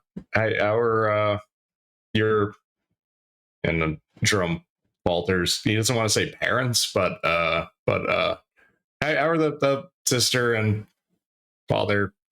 Ah, crap. I've forgotten father Chapek. Chapek. How are they? How are they? How are things at home this morning? I, oh, itchy. Yeah. Um, but no, it's good, good. So honestly, I've been having just wicked burnt toast cravings. And so my mom, Sister Marie, has been great about just burning those loaves for me. And I do appreciate it. Like, really is great. Also, she shot guns for me. That was really cool.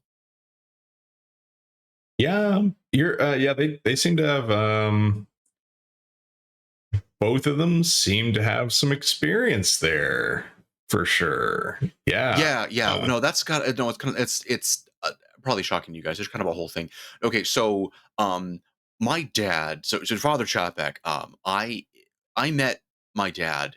I don't remember this. I was in a tube at the time. Um, but Tube Sefer met my dad when the hunter unit that he was assigned to found the lab that I was being grown in Ohio.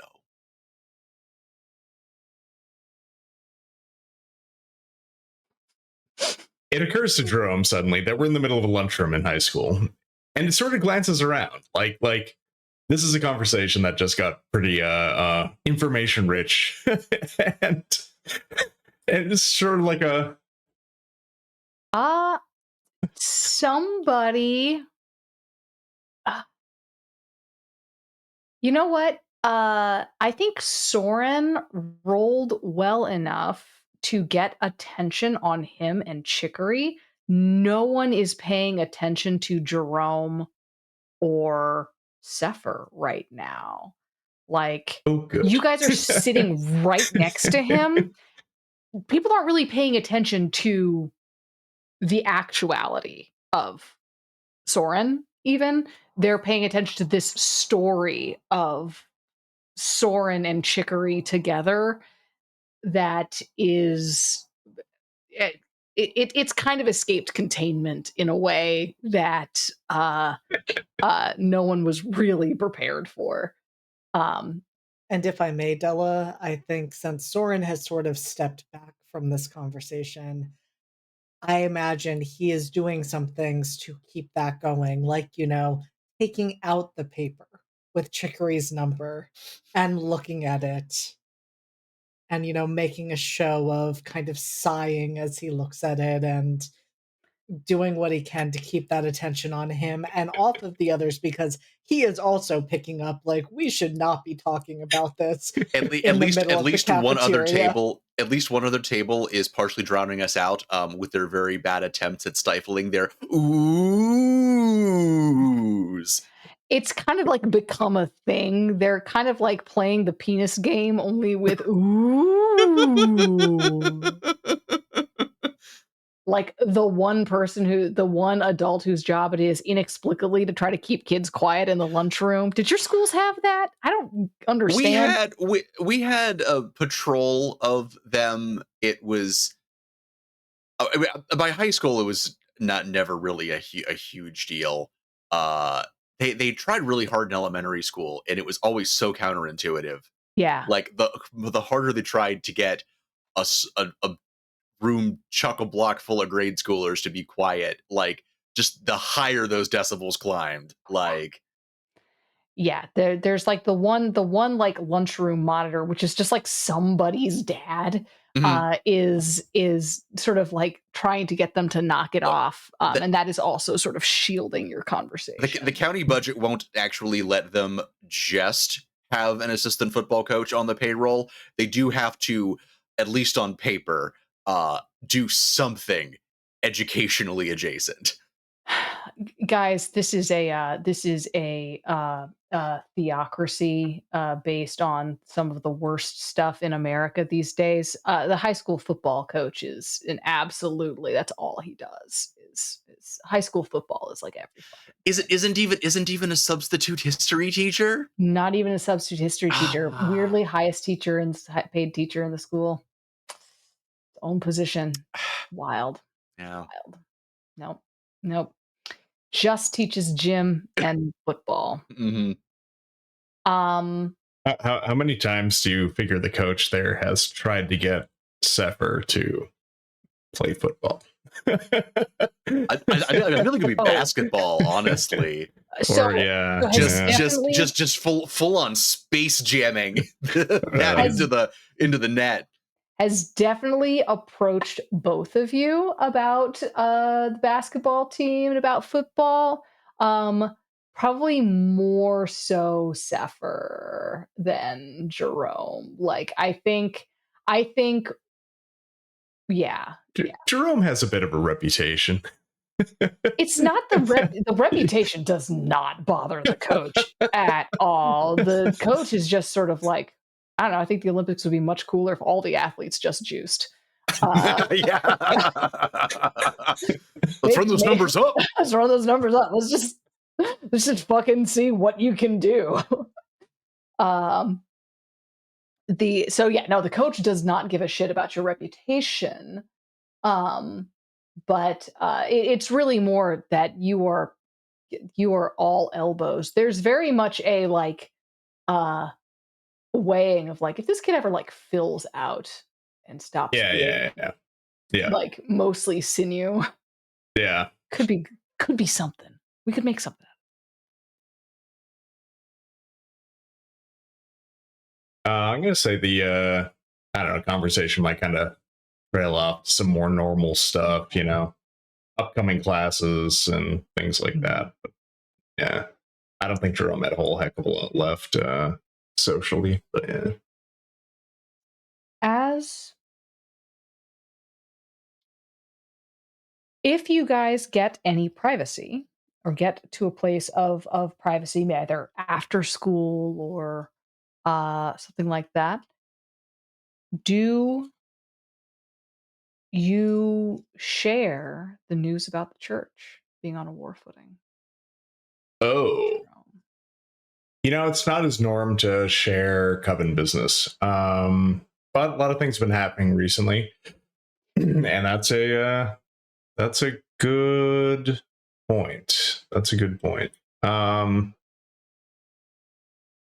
Especially yeah, given some of the no, yeah, conversations you guys had about sticking together in war. yeah, yeah. No, that's true. That's true. I think yeah, Jerome would.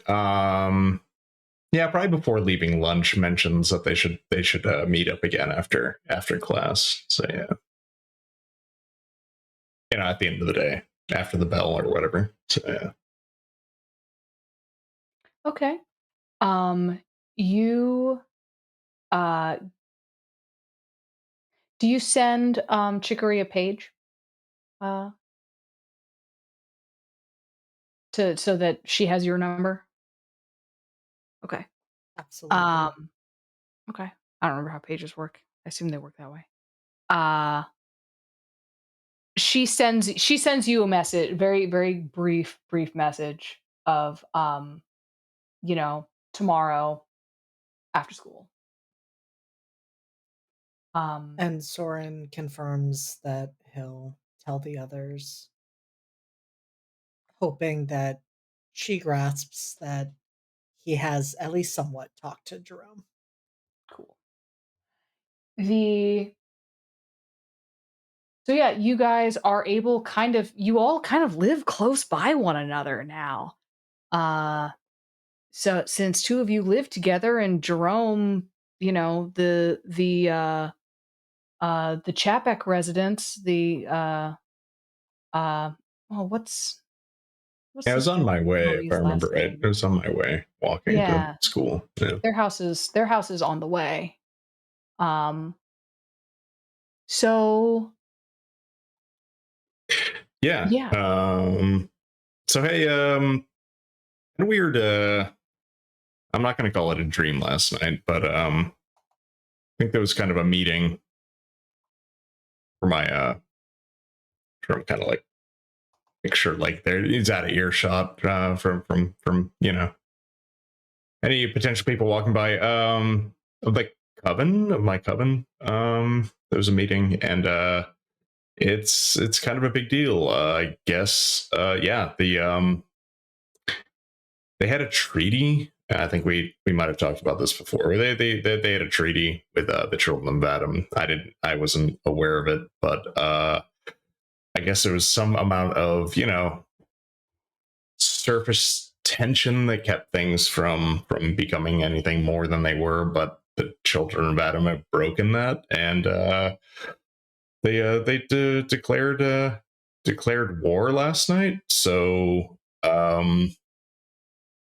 probably going to be heading down to the snake pit today because that's where things seem to be kind of happening, and I might be involved in some of that. So yeah, you guys want to come along? Um, well, um, well, uh, Soren, you go.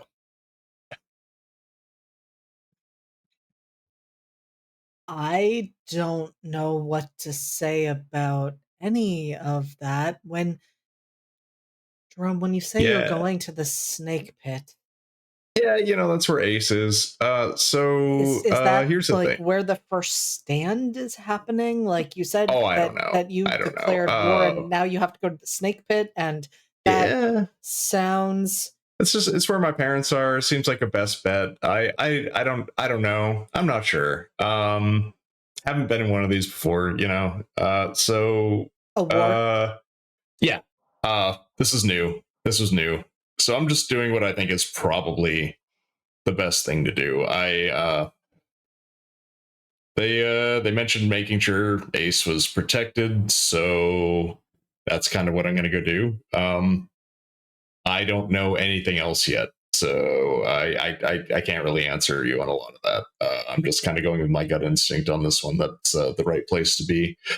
But I'm also going with my gut instinct that if you guys join me, that it won't be a bad thing. Normally, I think it would be not really smiled upon to spread too much information around. But on the other hand, when you declare war, it seems like anyone else that wants to help is a good thing, and we have already been scuffling with them on multiple occasions, right? So like the children of Adam are already kind of a big deal for us. So as I'm saying, I have some responsibilities that I have to take care of to go help out my coven, but also it seems like the same thing that's along the lines of what we might all want. Uh, I you mean, do know, you really think that they would welcome a saint into their mix. Let me think about that. You've met Ace I before. He didn't seem to mind. And true, that's the yeah. thing is Oh, Soren's not concerned about Ace. Soren's concerned about walking into the middle of a coven. yeah, yeah. No, Ace is pretty chill, and I don't think. Pretty sure the vibe. I don't know. With kind of what I got last night for is that I don't think this is going to be an issue for you. And to be fair, I mean, I think you've done more to weaken the children of Adam than most. I don't think it'd be unwelcome. So one, does the coven know that? Two, the last time I went somewhere where I wasn't welcome, I ended up dead.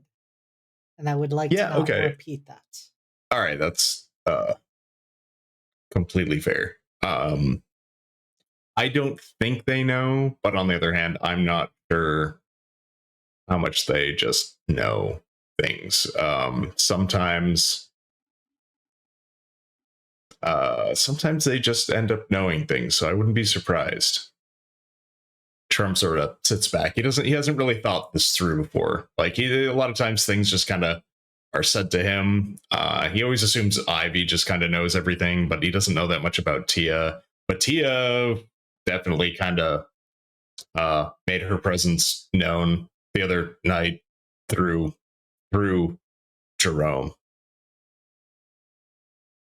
Yeah, no, they might know. They might know. Yeah. I would be curious to know what they know. I'll consider Yeah. it. Do you want me to? Sefer, are you in or are you out? I'm in.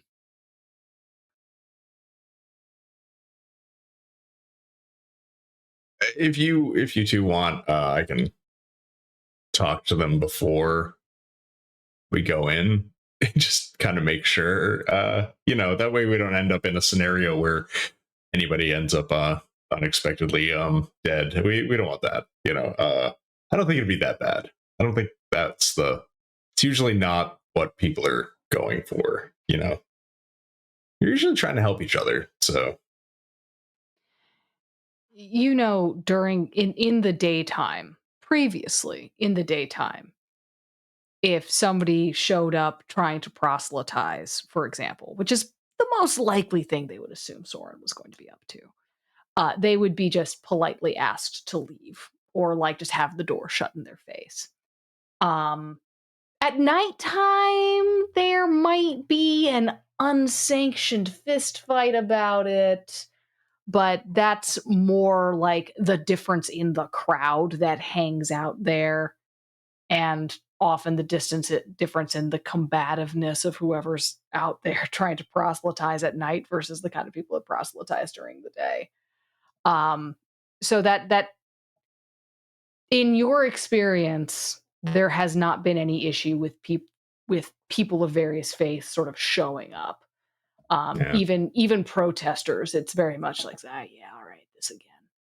And also, I mean, largely Jerome is speaking from his experience with his coven, which is actually separate from the folks at the Snake Pit, like separate from Ace's people. He like that's kind of that's my front after all this is to be under Ace. So that's like that's why he's unsure. It's sort of Right. like it'll probably be okay. It'll probably be okay. The goals of the front and the coven do appear to be aligning in this case in terms of protecting Ace. Probably. Yep. So you guys get to the Snake Pit.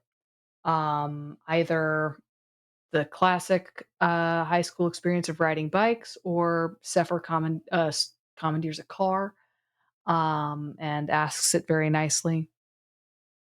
You guys get to the Snake Pit. The doors are open.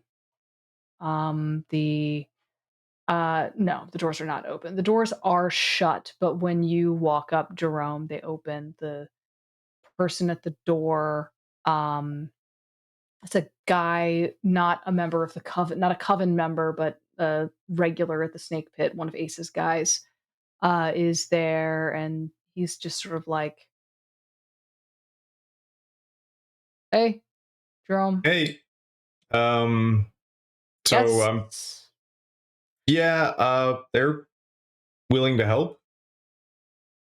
Uh, Figured to ask Ace about it or my parents. I don't know, but they're cool. Okay, all right. Are either of you cops? I've seen you on TV. Pointing at Well, you, okay. I mean, Thorin. he's a saint, but he's cool. You're not gonna do anything weird, are you? Define weird. Yeah, you're not gonna like, I don't know, start splashing holy water around, or like, I don't know, setting fire to shit, or we run a respectable establishment here, man. We like, you know, we don't need those kind of vibes in here, I especially mean, because you're so young. If you were a little older and you want to do that like as a table show, I mean that's an option. But um, Does Jerome remember this guy's name? this is Stan, and you can see that Stan regrets those words even as they're coming out of his mouth. Like that was uh, very much a let the intrusive thoughts win kind of situation it's for Stan. Stan. Um, I said he was cool. It's all right.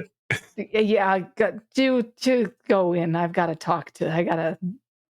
Uh, and he pulls a flask out and like takes a swig and then puts it back. Which it's the snake pit. He's one of Ace's Oh yeah, I guys. mean, sorry, and Jerome is realizes that he's not being as polite as he could been, in the sense it's an ass stand if he needs anything else other than the what he's got. I'm good. I'm good. Oh, okay, good. I'm I good. just Sacramental only. all right, all right, all right. Yeah, While I'm well, on the let me know door, if you need anything else. But yeah. I'll hit you up later, kid. and Stan, you don't need to worry about me. I would never disrespect your house in that way. That's great to hear. That's great to hear, kid. That's good. That's good. And he sort of waves you on through. Um, you get inside. Um, we haven't done anything in the snake pit before, have we? Ooh. So No, we keep trying to get to the snake We've pit. been desperately trying to get to the snake pit for like a year, Della. so wow, I finally get to describe the snake pit. So it looks very different now, because all the house lights are up. So you walk in through this very narrow room, sort of like coat check area. It has it's all the walls are all black, but all of the walls leading off from there are just vibrant crimson. So walls, ceiling, all black. Anytime you pass by like a hallway, just the walls are red. And you sort of walk through this sort of narrow hallway with other hallways like leading off with stuff like I said, the coat check, bathrooms. You see like at the far ends of walls where the bathrooms are, you see like a needle drop, like a safe needle drop place on either wall.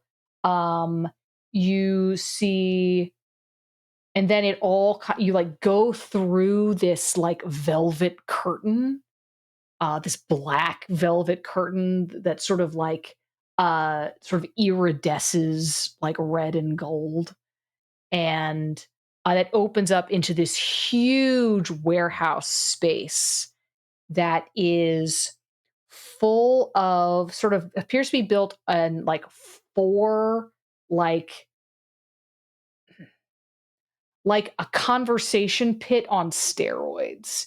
These four things sort of leading through the room with sort of these railless walkways that go in between them and forming sort of a cross around these four pits where sort of have like staircases, bleacher like, going down to the bottom. And these are all sized, they're all massive, like 20 by 20 on the bottom.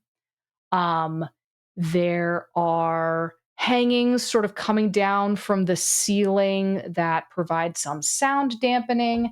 There is a huge bar. There are huge bars on the side walls and the back wall. The back wall is sort of dominated by this a huge throne, and this ornate throne upon which Ace himself might sit. Um, and there is a low table sort of before, in front of that altar, like in front of that throne. Bars neither side, bars right next to that throne. Um, there are sort of TVs along the walls. There's also like just chairs in places right now because it's not set up. You think that amid those sort of hangings, sound dampening hangings, you look up and you see there's like catwalks and walkways, like stage crew like stuff, lighting crew like stuff. You can see really impressive like sound and lighting systems in here. Um, and you suspect that those walkways could take you to sort of other sort of like potentially secret places in this huge warehouse like structure. Um, the Most of the people in here right now, again, you think that if you were seeing this place in its like, when we're like packed with people, with like the fog machines going and the strobe lights going and like a dancer in the cage in the center, it would be like complete sensory overload. Um, but as it is now, it's just kind of like that is a lot more red leather than I personally ever want to clean. I do not envy the janitors of this place. There's a lot of stainless steel to wipe down. Um, you know, these are some interior design choices that are being made here, bold ones. Um, but they're demons. They're not subtle or particularly classy. There's big horns on the fucking throne, man. Like claw-footed. It's wild. Honestly, minimalism is for cowards. Minimalism is for cowards. And they probably pay the sanitation pixies well for their work. So Oh yeah. Oh yeah. Absolutely. Um so you see your parents up at the uh they're sort of seated by one of the big bar areas. There's a TV on. There's a couple other coven members sort of sitting around sort of the far uh let's call it sort of the northwestern side of the building. Uh they're kind of sort of clustered around that area, and in kind of there's a couple other like coven members sort of kicking around, sitting on the edge of that uh northwestern conversation pit, sort of kicking their feet. Um uh and everyone appears to be just kind of chatting, kind of there's the news is on the TV. It definitely has like sports bar at 3 in the afternoon vibes, despite the fact that it looks also like like a fetish club. all right. Did you say Is it weird that I feel like I've been to this place? The more you describe it, the mashup of these two things, I'm like, oh no, I've been there. I It, am it basing found this me. I am basing this off of like 6 different clubs I've been to in DC. Mm-hmm. That's So okay. Yep. if you have been to any one of those 6 clubs in DC. I think for me it was basically the mashup of fetish club with sports bar at 3 in the afternoon, which mostly just takes me back to college. So Yeah, it's a vibe. It's not a great vibe, but it it is is a a It's vibe. a vibe. vibe. It is undeniably It a is vibe. so there. It is thing. Uh, So did you say Ace himself is not present? does not Or appear to be present in this room. If you would like to extend your senses, perhaps roll let it out, or even just roll with your own faction, you might be able no, to I'll find just that out. walk over to my parents instead. It's fine. Yeah, you could also just ask your parents. Yeah.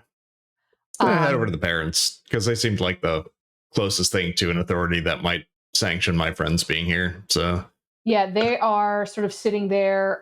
Your mom has like headphones on and is like clearly like there's like a little cassette player there and is like listening to something and like frowning and taking notes. And you've seen her do this before. She's listening to like courtroom transcripts and shit like that. Um, so she's probably doing work for a case right now. And your dad is there sort of chatting with other people and they sort of stop when they see the others walk in. They kind of yeah, I'll go over to my dad. He seems more like available at the moment. So yeah, I'll kind of head over. Theoretically, with the other two kind of following me over.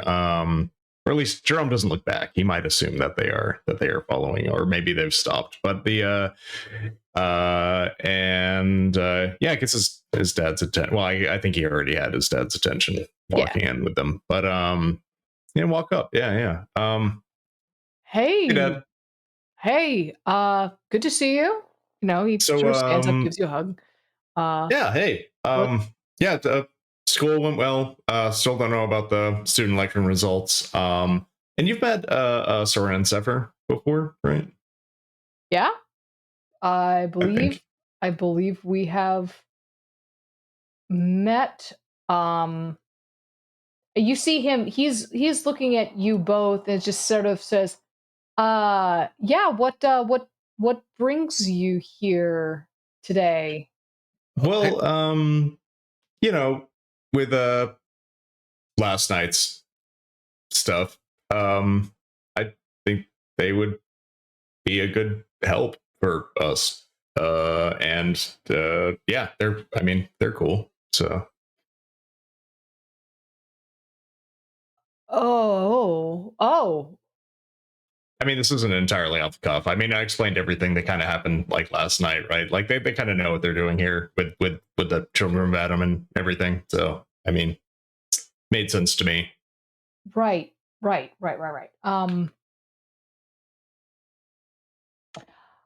He sort of like looks at you guys, uh, and let me see, 2 seconds. Are your what are your parents' names? Okay. Your Kathy and dad, Lou. Yeah. yeah, Lou and Kathy. Your dad looks at his wife, says, "Hey, Kathy, why don't you can you show these two around?" And she sort of like looks up and is like, "Oh, yeah, sure, of course. Hi, Kathy Nears." And she sort of stands up. She's a sort of a middle-sized. Think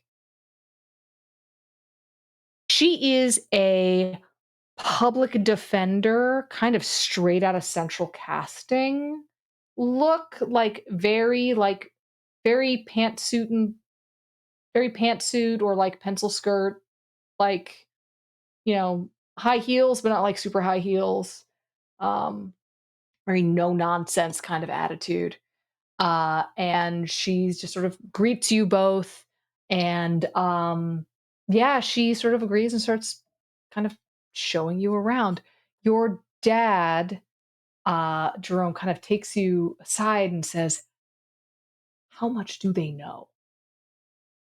Oh, I mean, not a ton in the sense that like Obviously, I don't tell them about a lot of my, home life work. But on the other hand, I did let them know about the, declaration of war last night, because that's pretty big news, and also, uh, there's no reason not to be straightforward about something like that. I don't think that didn't seem like a kind of a hush hush thing. So anyway, Well, I guess my real question is, do they know do they think you're with Ace, or do they know about Ivy? Trump thinks back. Pretty sure they know I'm with Ace still. I don't think Yeah, that has I don't think Jerome has ever let them know that there's another layer of stuff there. But yeah, no, I'm pretty sure, as far as I know, it's my coven, and they've met Ace before, actually. So we all met at the diner one time. So like, yeah, I'm pretty sure that all still holds. We've been through quite a bit, but I don't think there's been any. Oh, they did see me in demon form that one time, but I told you about that. Yeah, yeah. right, and that's not necessarily something people would. Okay. Um. All right. Okay. This is fine. This is fine. I'm going to say that I'm pretty sure Jerome would have delivered that a little more confidently than I did. I'm trying to remember over the past like X amount of time, like, oh man, what has Oh, Jerome gone through and what have they talked about? But Jerome would have been more confident about it. So yeah. So your dad is kind of sort of mollified with this and is like, okay, we're good. Yeah, and your mom sort of finishes showing everyone around and is sort of just like, yeah, so we're right now. Ace was here, has stepped out to take care of some business, has guards with him all the time. You're uh, getting to us with that prophecy was so helpful. Um, and it's kind of sort of filling you in on sort of the defensive plans when somebody else kind of like taps you guys on the shoulder and points to the TV. And you see a hospital on the outside, and you see Mr. and Mrs. Grimpley on TV, and you see them,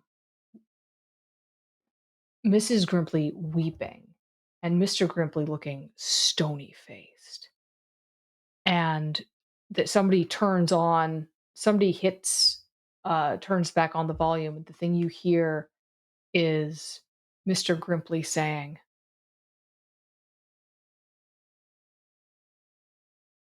"Don't know who took my daughter. Whoever did, bring her home. Bring her back safely. It's all we ask."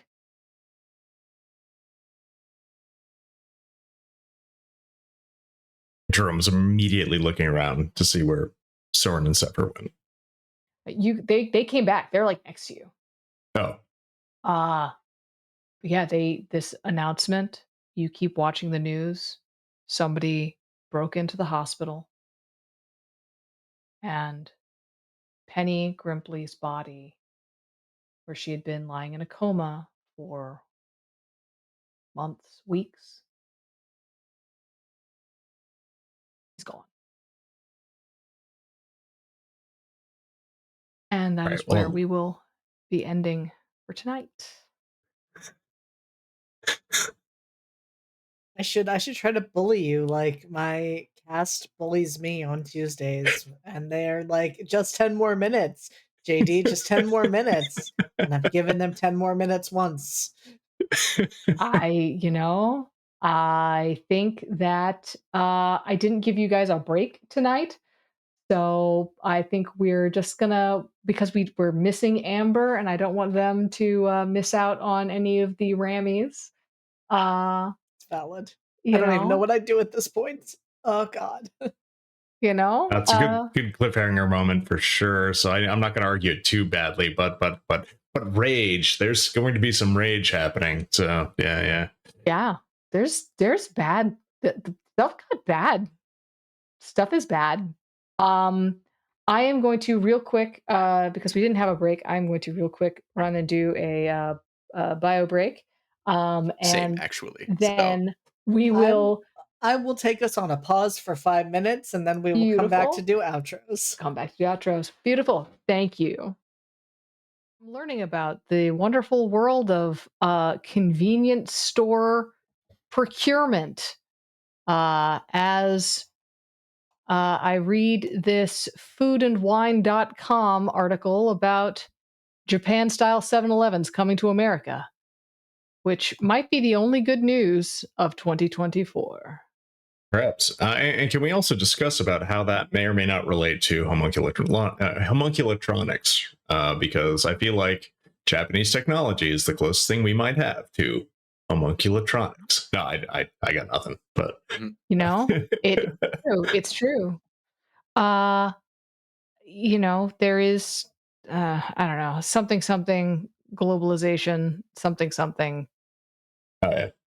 I mean, I was just gonna stuff. say, like, something about like the hot dogs turning on the heated thing there, but then you just you hook the hot dogs up to the oven, and it's way more efficient. The hot dogs are actually providing the medium and the calculations for the oven I that is see. cooking the other hot dogs. Do you have to worry about dangerous geometries with hot dogs like you do with like control rods for like uranium rods? Yes. Okay. Would then that be a hot rod? Ooh. There we go. It's We bad. are It's bad. 4 years too late for Chernobyl memes. Uh Yeah. It's never too late for Chernobyl memes. I watch Chernobyl with concerning regularity. oh gosh, I should rewatch it. Such a good show. Such a good show. So some Anyway. days, someday they will also have tours of these Japanese style 7-Elevens running. Mhm. That used to run on homunculatronics, which now are radiation. You have to wear the little thing to, as you Mhm. tour Mhm. these shut down 7-Elevens, not to be too irradiated by The, the time you leave. these very very efficient radioactive hot dog grills. Mhm. Yep. Mhm. Yeah, just I don't know, just kind of wave them in front of the control rod. It's fine. It's Yeah, fine. So this is how one shot sessions are formed. Mhm, mhm. But yeah, yeah. Yep. Yep.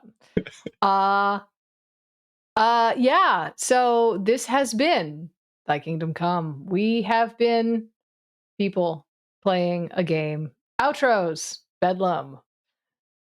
Oh, well, I have, and will continue to be. Wow, Bedlam. I can't even talk at this point. So yeah, I've been Bedlam. In let's see here. We'll be back is it 2 weeks or well, Uh I'll let Adela handle that part. It's in I'm 20 also days. in. I'm also in Never Ember's Enigma, which I believe we will be back again on the first. Yeah, all right, on the first. And that's great stuff. D&D instead of Urban Shadows, and we will be in Waterdeep instead of this theocratic town in the middle of alternate universe Maryland. What is the name of our town? I have forgotten. I went to say it, and I'm like, I don't remember the name of our little town we're in. I yeah. Anyway, so yeah, you can find me there, and that's about it. So hope to see you again soon. all right. Brendan. Hello, it me, Brendan. Having just played Sefer tonight. I'm not doing a huge amount on the channel right now. Might be doing some more in the future. It kind of depends on how several waveforms end up collapsing, um, and whether they are on, off, or both. Um, but so when I'm not here, you can also catch me playing Alex Sandowski, aka Victory, over on Academy H, our Masks actual play podcast. I was also the game master for Cryptid Community College, which we have finished recording our season 2 here on stream. But the fully edited podcast episodes are going to be dropping very, very soon. Incredible. We love to hear about new podcasts. JD, what are you doing, man? JD is going to try to be quick about this. We're going to see how that goes because, as always, I am doing way too many things, some of which have already been mentioned by other players here. But going down the list, tomorrow night, speaking of masks, if you like superheroes, I am running a horror masks game over on Entropy Emporium called They Call Us Villains. I have to pause, figure out where I'm going to be. Saturday, I'll be back here for class reunion, our Isekai D&D homebrew, where I'm currently playing Lindsay Ardane, who just likes to be included. On Monday, the 29th, I'm going to be doing a special event with High Shelf Collective, playing in a game of Royal Blood, which is tarot card based and is a heist game. I will, in fact, get to heist twice that week, but we'll get to that in a second because before I get to heist for a second time, on Wednesday I will be with Lost Caravan for Nova, our current cipher system, Space Odyssey, with a whole lot of weird things happening, where I play Corbin Calloway, who talks to dead people and sometimes reanimates them. On Thursday, I will be with the crew for Never Ember's Enigma, where I play Riv, who is a very normal changeling rogue and has never done anything wrong in their life, nor has any other persona that they have ever worn. Don't worry about it. And then every other Saturday, I am back with Entropy Emporium for Invisible Sun. The game is Blooming in the Rot, where I play Alistair, who is filled with demons. And last but not least, I am also in Academy H over on this channel, our Masks Actual Play podcast, where I play Casimir Bright, who does bone magic. And those are the things that I am doing right now. I have one or two more projects to announce at some point in the future, but we're not there yet. Wow. And I didn't even have to name Redacted because we're on hiatus until the end of next month. So there's that too. Okay. Alrighty. Uh incredible. I am Della. I have been everybody else. You can catch me back here. Oh, I guess we're not doing Redacted. When am I going to be here next? Hey, well, this week you can find me over at the Lost Caravan on Wednesday, where I am playing Bree, a spooky witch who talks to plants in a thirsty sword lesbians game. I fell in a hole, and I think a swamp witch is going to eat me. This could really go really well or really poorly. Let's see how the dice fuck me over. You can, after that, you can usually see me every Thursday on this channel, where I am here either in Redacted as Rachel Blauhair, just a haunted house, just stuffed full of ghosts, or B, who's in Never Ember's Enigma, who is a perfectly normal gnomish wizard, and nothing bad is gonna happen. And that's what I do. Those are my things. Thank you very much for being here. We will be back in 3 weeks. We are here the second and fourth Mondays. So you will see us again on Monday, July 12th. I think. Let me check my calendar. Yes. Yeah, Monday, that sounds July right. 12th. August 12th. August 12th. August 12th. Sure. August 12th. Me just being like, that sounds right. That sounds right. Completely wrong month. It's fine. Those are words. They're words. Words are fake. Good night, everybody. We're gonna find some place to raid. Yep, I'm thinking let's raid Lost Caravan since that was mentioned a few times tonight. Hell yeah. Come along with that, be friendly, say hi. Also, really quick, join our Discord. We have plenty of socials, including that Discord community, and that will give you a chance to get behind the scenes memes and character conversations that you don't get anywhere else, as well as other unhinged content. And yeah, then we'll pop over and raid Lost Caravan. They are playing Lancer tonight. They are still in Welcome to Hell. Sounds like a good time. Sounds like a great trajectory for religious trauma. And so with that, let's say goodnight, everyone. Good night, Good night, everybody. everyone. Good night, everyone.